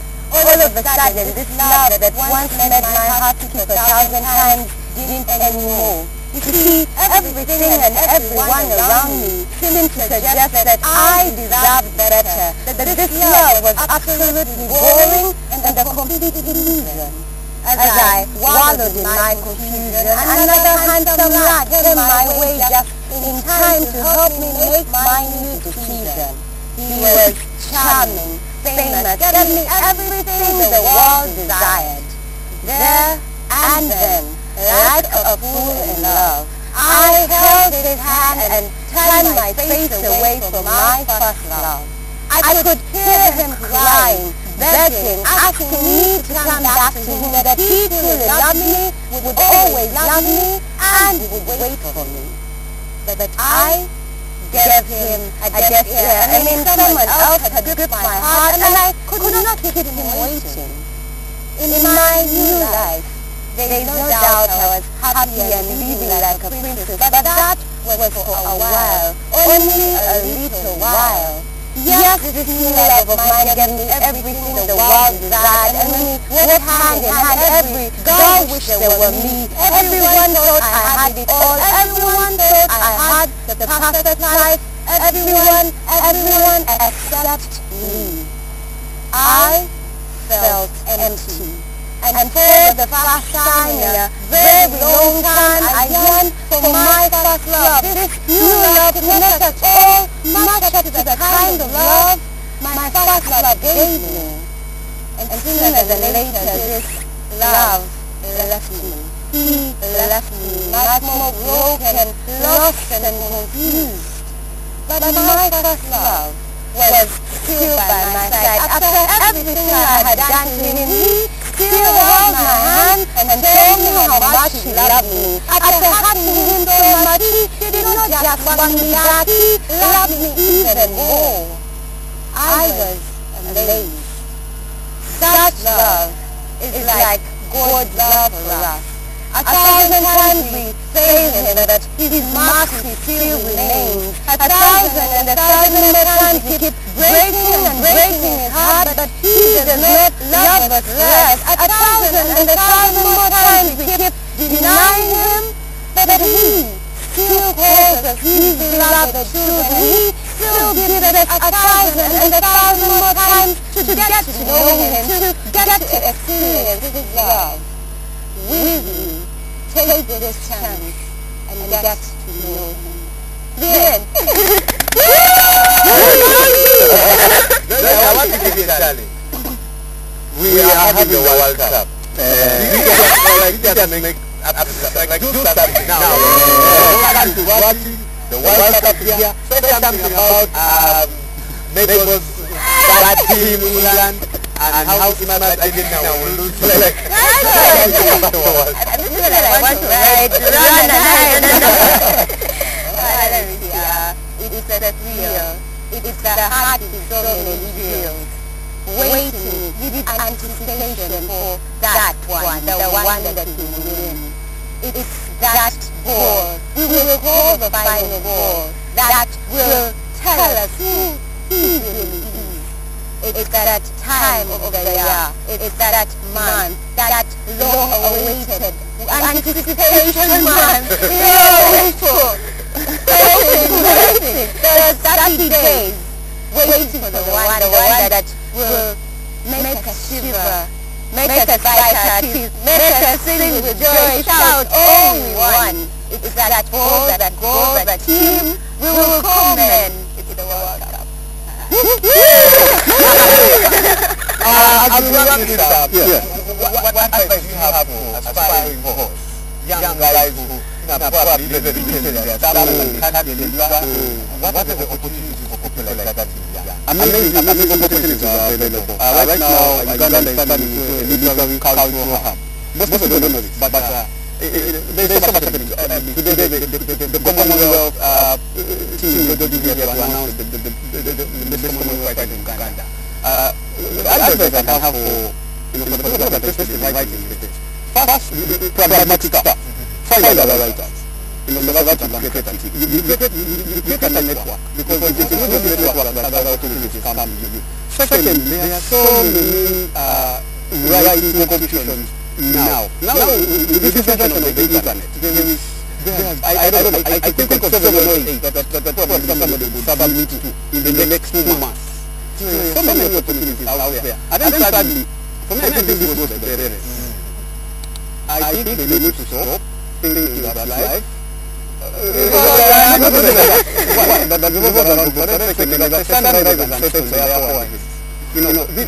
is a different time with different challenges. So they must allow their children the opportunity to express their passion. Because in my experience as a teacher, I have come across wonderful parents who support their children. And then I've noticed, of course, very better than criminal behavior who will stop at, who will not stop at anything to make sure that they tell me, no, I want my child to be an accountant. And yet as a teacher, you spend more time, because as a teacher you spend probably 75% of the time in a year with the child. So you probably even understand the child better than the parents. The only thing that the parents does at that point is to test school fees and eliminate them to really hard. They don't take time to consult, on what are the strengths as a teacher that you have as a child.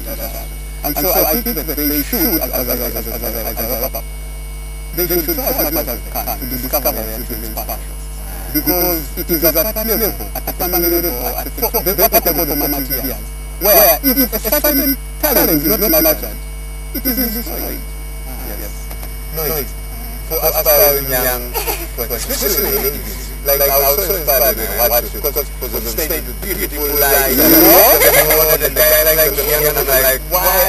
I keep it in the back, why? And that's your talent, but why? Why? Beautiful. I think if you have something in you and you really don't just go the way, because everyone loves to sing what to sing, because everyone loves to rap. If you have something different, something unique, you have to first of all find other people that can help you to grow and help you better. So then you have to be able to sort of be welcome to criticism, because that criticism is what will help you grow. This for me, every time I get to say someone will tell me, you do this better, you do that better, and at the end of the day, I'm able to better what I do better than what has given me. So tap into that unique ability you have. Don't think about what everyone will say or what everyone is doing. Just tap into and push yourself, get out of your comfort zone. I was a very shy girl, and I didn't like the whole setting, but God has given us gifts to share. So at the time, fighting had to do that at well, ladies and gentlemen, this morning I've been privileged to talk to two awesome poets. I'm going to tell myself I'm going to write a poem about morning at NTV. I'll come with help. Anytime, but you come with some money. Why? It's not a work. Why is it this morning? I will answer Mutuzo and Peter Kadai Mutanga. Yes. Alright, this morning joining that land community of course, Jason Power and Karen on my very friend and another village. Oh, before we go, we have a recital. Yes, 9:10. At 28:39 this month at National Theatre at 7 p.m. If you love poetry, you better come and attend our team this time. We are dealing with unity, with women as the next force that is supposed to lead this generation into greater things and whatever. Women work and work at the welfare of 28th June at the National Theatre. Please go and develop your poetry. As I try to think about the next thing, and so will I hand over to Isma. Isma, the World Cup is here. Obviously, the gentleman will never be forgotten. The first Brazilian to score an own goal in the World Cup history as far as Brazil is concerned. It's going to be massacred for the next 30 days, right? Marcelo, that is the man who got the first goal and wasn't for the Selecao, it was for Croatia. But that was the event happening because I think the World Cup opener was dominated by Neymar. It had to be Neymar. But then, I'll probably leave Douglas and Miles to discuss J-Lo's outfit for the opening ceremony. But we'll talk about Spain and Netherlands in the repeat of the World Cup final from 2010 and all the other fixtures. There is Mexico, Cameroon today. I'll tell you why I think that Pepe Carlson shouldn't be playing anymore. And Ivory Coast against Japan, England against Italy. Well, it's 20 minutes on to 9. Stay with us. I'll see you in about 2 minutes.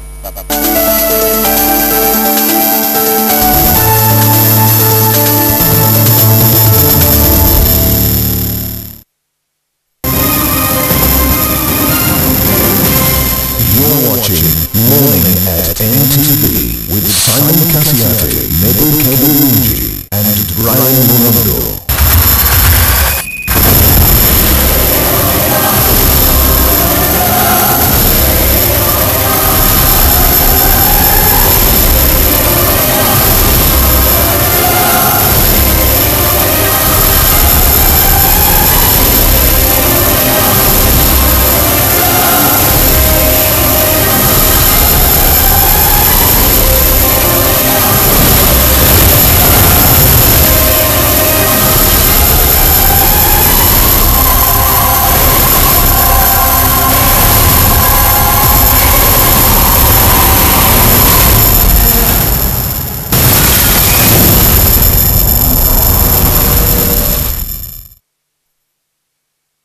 The next episode brought to you by At Orange, we know you want to do more on the internet. That's why we bring you happy hour day and night. This Sunday on GXP, we bring you a church service presided by Archbishop Tanmin Tagali.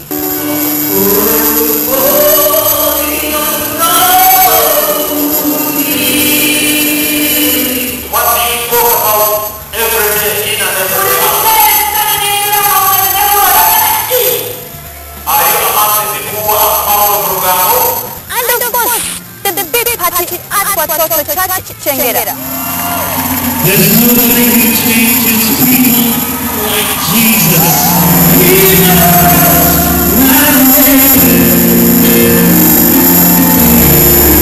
And be sure to watch this and so much more with me, Carol Clark.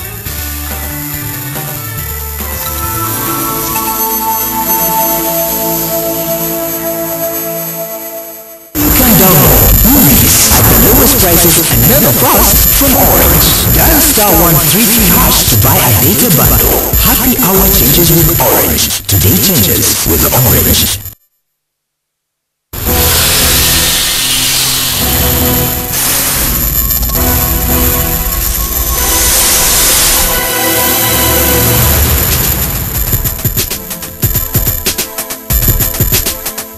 Follow the beat, follow the beat, follow the beat, follow the beat.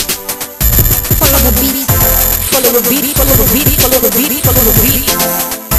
Follow the beat, follow the beat, follow the beat. Follow the beat, follow the beat, follow the beat, follow the beat, follow the beat. Follow the beat.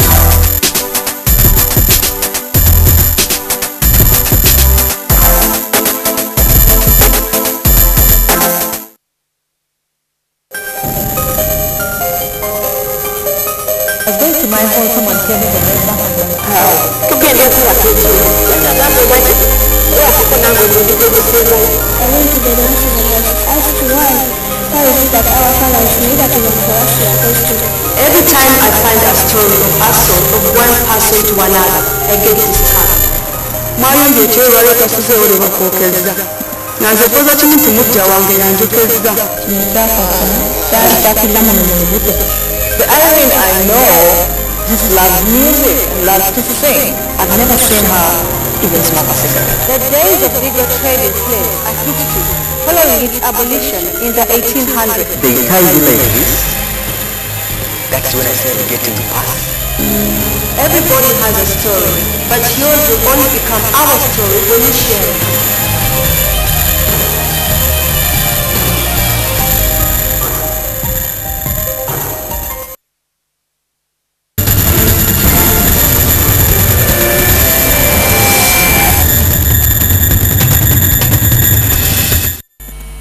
I can tell you for sure that I wouldn't want to be in Marcello or Marcelo's shoes right now because what a shocker last night. To just winning a sports update with Isma, the man who supports Argentina, and England, who is going to go out tonight. Tomorrow night on the way. The finish is bad. Let's first get that out. Come on, mate. The finish is bad. It's full of A sand. bad workman has Italy complained. Come on. Good morning. I know you haven't slept. Yeah, very long night. I love my sports. I do love my sports. Sometimes I imagine what else I would do with my life if I was in sports.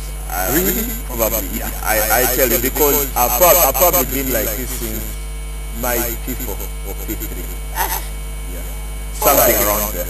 Last night was obviously, one of the most electric nights in Brazil. Yeah. Was that the kind of opener that we needed for the World Cup? I think if there's something I didn't like on the opening, I don't like the Brazilian anthem. I've got to admit, but I like the passion with they sang it. Actually, I've not seen a team sing the anthem like that in football. It's something synonymous with the Rugby World Cup. I remember the Samoans crying in the last edition back in 2011 as their anthem blew from the speakers in New Zealand. But on this occasion, after the anthem, probably the correction, they did score that goal, the Marcello own goal in the 7th minute. They tore the script right in the middle. There was nothing like that. There was nothing like that in the script that Croatia would be leading in the World Cup opener. But the response from Brazil to go and win by 3-1 should have got a lot of joy, especially knowing that it had to be, like I said before, it had to be Neymar. It had to be Neymar. There wasn't any other one. I remember the commentator who has done as many World Cups as my memory can go back, John Hill, actually also commented the World Cup final from 4 years ago, saying Brazil have had Pele, they've had Zico, they've had Ronaldo, Rivaldo. Neymar is the one for the moment, and those 2 goals probably turned the tide. Does he have the same pressure like Messi has for Argentina? I think it does. I think it does. Probably his will be a lot less because of the performances. Messi has probably not had the performance for Argentina like Barcelona, but he now scored 33 in 50. And probably for me was the difference. But also, I think at the end of the time, the disheartening thing is when people discuss a referee. I don't like games that end with referee discussion. I was watching an interview of Niko Kovac, the Croatian coach, and that's the first thing he said, the referee had 2 sets of goals, one for Croatia and the other for Brazil. Because that, I thought that was a set penalty. I would agree with him. It was a penalty though. I think okay. It was a pinky thing out, Fred. Then I find you, I don't understand what you're saying when you say a player has to do whatever it takes to make sure that their team wins. Exactly, it was a pinky thing. And now I'm dealing within the rules, and I'm not being a moralist, I'm not blaming Fred. I'm just saying I think it was a there was contact, Isma, and so he just with a pinky finger. Yeah. With a pinky finger, maybe fall. Would you? No, you wouldn't. So I think in that kind of sense, I also think the goal that the Croatians scored, Ivica Olic, should have counted because he hits the ball way after Julio Cesar misses it. Yeah. So that should also have stood. And okay, people will stretch it as far as Neymar should have been sent off for that elbow on Luka Modric, which was intentional. Yeah. So and in the rules that's a red card and they only got yellow. But I think at the end of the day, the decision don't even out in the match. But it had to be Brazil to win the opener. Something other than South Africa that lost their opener, not many I actually think Croatia did a good job. Yeah, I think they did brilliant, especially in the first half. They didn't play that well in the second half. Hopefully they won't be too discouraged. But anyway, moving on now to Africa, Ivory Coast and Cameroon begin their, their tie. Do you see any of the 2 starting off with a victory? I've got to say the Ivory Coast game that is at OM on Sunday morning, in the way of Sunday morning, looks easy on paper. Because they play Japan, they're in a group that has Greece and Colombia. So the Ivorians should be feeling very confident. We've discussed a lot about the golden generation. We've heard Bonnie Yato and the kind of form they come into the World Cup. They've got to go and put their hands up against Japan, the strongest team from Asia. But whatever they will do, I think they have to get a lot more physical because the Japanese are a lot fitter and a lot faster. They play at that kind of tempo. They never stop playing. They don't pass the ball much. They are basically runners on the pitch. So the Ivorians have got to look at that on the picture. They've got to win. And if you start well, you have a better chance. And I've repeatedly said that they'll never get another chance to get through from the group stages. In 2006, they had Argentina and Netherlands that group. And then in 2008, very hard. 2010, they had Brazil and Portugal. They had never had a chance probably. Then now they do. For the Cameroonians, they have the early fixture today at 7 p.m. against Mexico. Mexico have been struggling and actually getting the qualifiers. They have to hire 4 coaches. Javi Hernandez hasn't scored in 9 games for Mexico, and actually there are reports that he won't start even the opener of the World Cup. So you've got to think that the Cameroonians have got to start with this one. The Mexicans don't score that many. But then the Cameroonians don't inspire that confidence, and actually for the last days when I've been coming here to work in the morning, it's a coincidence that the song that guides me to work has been that Pepe Kale song of Roger Miller, Makanaki, Mopede, Oman Biyik from 1990 when they did well and got to the quarterfinals. They don't deserve that kind of song, but probably after they win tonight, if they can get that result in the opening fixture, probably that's the momentum Cameroon will need. Yeah. All right, it's going to be a repeat of the 2010 World Cup final, Spain against Netherlands. Who swings it tonight? I think Spain hasn't changed much because 16 of the players who were in that team that won the World Cup are still here. So you'd look at probably Victor Valdez and Carlos Pérez, the ones who are missing. Now for Netherlands, a lot has changed with that team. They have the backline whose most experienced player is Ron Vula who plays at Aston Villa. He has 34 caps. The rest of the other guys have barely got to 20. They have a midfield that doesn't have Nigel Diop, doesn't have Van Bommel, the guys who played in 2010. Yeah. So you've got to look at it. It's got to be between Darkhout, Robin van Persie and Klaas-Jan Huntelaar to swing the game for Netherlands. On the other hand, Spain, who have this bulk of the team that have been playing well for the past 3-4 tournaments, are 2-time European champions. In the last 2 tournaments, they won the World Cup 4 years ago. I've got to think that one of the decisions that I would love to see the Spaniards take to swing the game, drop Thiago. It's a very radical decision. Javi is one of the greatest passers of the ball I've seen. Drop Javi, he hasn't been playing well. Put Koke, use that energy, get the ball as up front as quickly as you can, because he has Iniesta to support him. Drop Javi, that would swing the game for them, because they need a bit of energy. Netherlands will sit back and need to get the ball a lot quicker to their front men. And if they do that, Spain will keep the ball, but they get that final pass between midfield and the final third. That is they have a chance of winning the game. I'm really worried for the Netherlands because, you know, each of the individual players in the Spanish team are strong in their own clubs. Yeah. They are doing well. So I think they could actually fill the side of the players, only those who played in the Champions League final. Can you imagine that? They could only Real Madrid and Atletico on the pitch. And Netherlands is out. I'm really worried for them. I don't know if you talk about England and Italy who are playing. Yeah, we're going to beat you then. Okay, let's move on to the baby cranes who are in Seychelles. Are they going to win anything there? You already said enough about the No, pitch. I said the pitch is bad. Yeah. Brian, the pitch is bad. It's bad, but I think both teams will have too much to lose, because Uruguay will have beaten Costa Rica in the same group, so neither side can afford to lose. You're sure Uruguay is going to beat Costa Rica. But then in Seychelles, the baby cranes under 17 side will be playing the Africa Youth Championship qualifiers tomorrow at 4 p.m. They haven't been playing at this stage for some time after Uganda was banned for using overage players. It's good that going into Seychelles this time, there isn't that debate about whether the players are under 17. And actually, you look at some of these boys. Initially I saw them on TV, and they've been playing in Achibot. They really look babies. So they are babies. They look like this is their first trip out of the country, their first passport. It means everything. And actually, I've got to think that if they do well in Seychelles, then there will be some kind of hope, some semblance of Uganda doing something at the grassroots. And I'm backing them to go and knock out Seychelles over the 2 legs. Right. Yeah. Our rugby cranes lost to Ivory Coast in the Africa Cup. It's ongoing now, and we lost on Tuesday. Do you think we have a chance of recovering against Senegal? Senegal are higher ranked by the RB than Uganda. They are ranked 42nd, Uganda ranked 50th. And actually, Uganda have been losing games in rugby for some time now. It doesn't look like Peter Magona is about to turn the team round. But actually, now they are playing because they used to play in the Tier 1, which is subdivision of associate rugby. They've since got to the Tier 1B. And actually, if they lose to Senegal tomorrow, Uganda will be in Tier 1C. That would be quite a turnaround. In 7 years from being the best associate team in Africa, when they won the Africa Cup in 2007, tomorrow they could end up in one of the lowest tiers. It would be extremely unfortunate. I want to believe that they're going to put in probably their best performance in years. Though I've heard that some of the players have been struggling with injuries, Marvin Odongo and then Matthias Ocho. Those will be big problems for Peter Magona going into the game, but you expect them to come and put up their best performance. Not a foregone conclusion for me because of the ranking. Okay, moving on to golf, the US Open this week. We have a lot of news around Rory McIlroy and Phil Mickelson. Anything you can tell us about the US Open? The first round got underway last night, and Teresa Brand was telling me you look sleepy because I've been quite awake.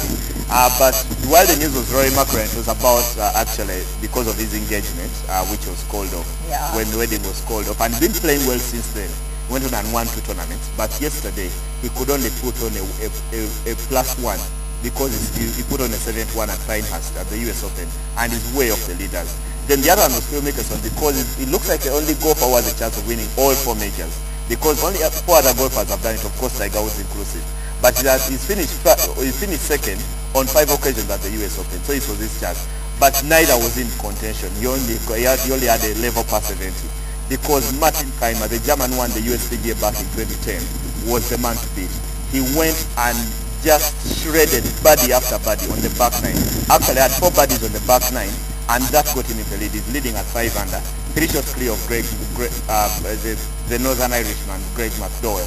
And that should be the kind of thing that going into the weekend. And I was watching an interview of Martin Keimer, looks extremely confident that he has what it takes to go and win at Pinehurst, and if he does, be quite a turnaround, because he hasn't been as competitive as when he came in and won that major back in 2010. The past 4 years haven't been as good for him, so probably this is a chance for him to go and win. Right. Quickly, we've been talking about Rory McIlroy and Phil Mickelson, the build-up into the US Open this week. Have their scores matched the build-up? All news is centered around the two. No, they haven't. They haven't, certainly. I thought Roy McIlroy got off to a very slow start, and when I was watching him, I kept on feeling probably should have been attacking the greens a bit more. He was trying to play a bit safe, and that didn't work for him. Phil Mickelson took so many gambles, and that cost him. So at the end of the day, they should be feeling a bit jittery, though they should make the cut for the weekend because it's been a bit of a problem. Phil Mickelson actually missed the cut in the last major, and that's a big problem for a player of this caliber. Right. One who built a rivalry with Tiger Woods at some point, so he's got to go and nail this one. Right. 1:30 p.m. Isma will be here with Omumuli, with Lumansi and Alan. Of course, every Monday, 10:30 p.m. from Kapsuk, we have Sports Bar. But for now, the Africans are playing in the World Cup. Let's also hit you up with some African pop. Check it out.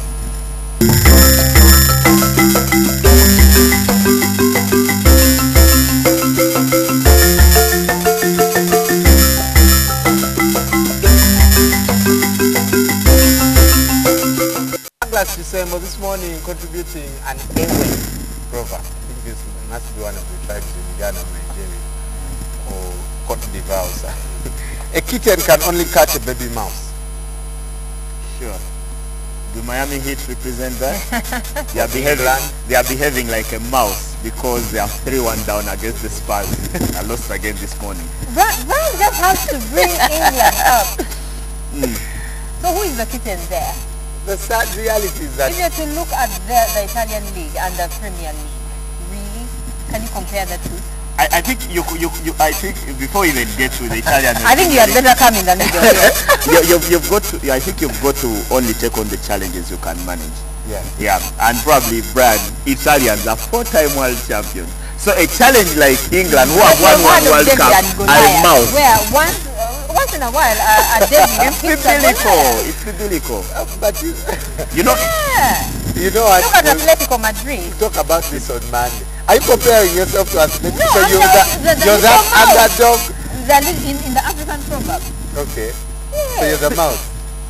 But David doesn't beat Goliath so many times. But look at the report, for example, for the teams at the World Cup. I was looking at the report of the teams at the World Cup. If you look at the value of the players, Spain are the highest value team at the World Cup. Right. And there's a reason why they're among the favorites. Honduras would have to have value to be up there. So David happens once. Most of the time, Goliath wins. And if Italy's Goliath on Sunday morning, in those hours when Amor is watching Mayweather. If you guys fluke us, don't call me. Alright, the World Cup is here. Make sure you are safe. The games are late, you know. And make sure you, if you can, go to your home and watch the games from there. Yeah, we still need you. Coming up, the Soul Moment. And of course, we'll catch you on Monday morning with some brilliant results. And life stories England, on Sunday. And we go pray for Italy, Azuris, support African. Go J-Lo.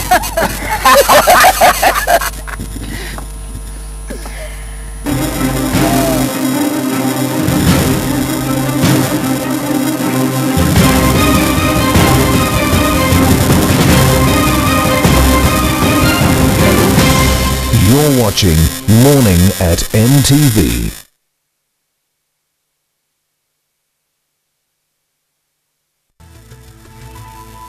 NTV, turning on your world.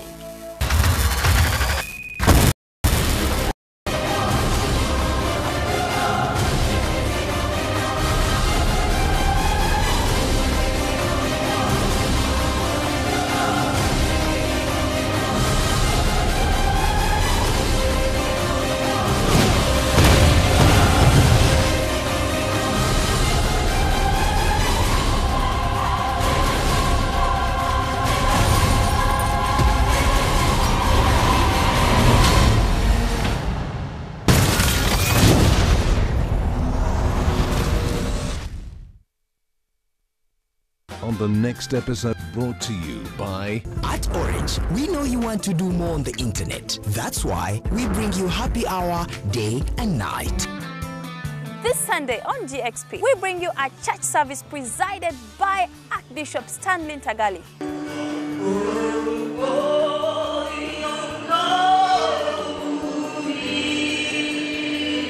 What do you talk about every day in and every day out? Are you among the people who are proud of Rugambo? Party at Watoto Church, Chengera. There's nobody who changes people like Jesus. He knows.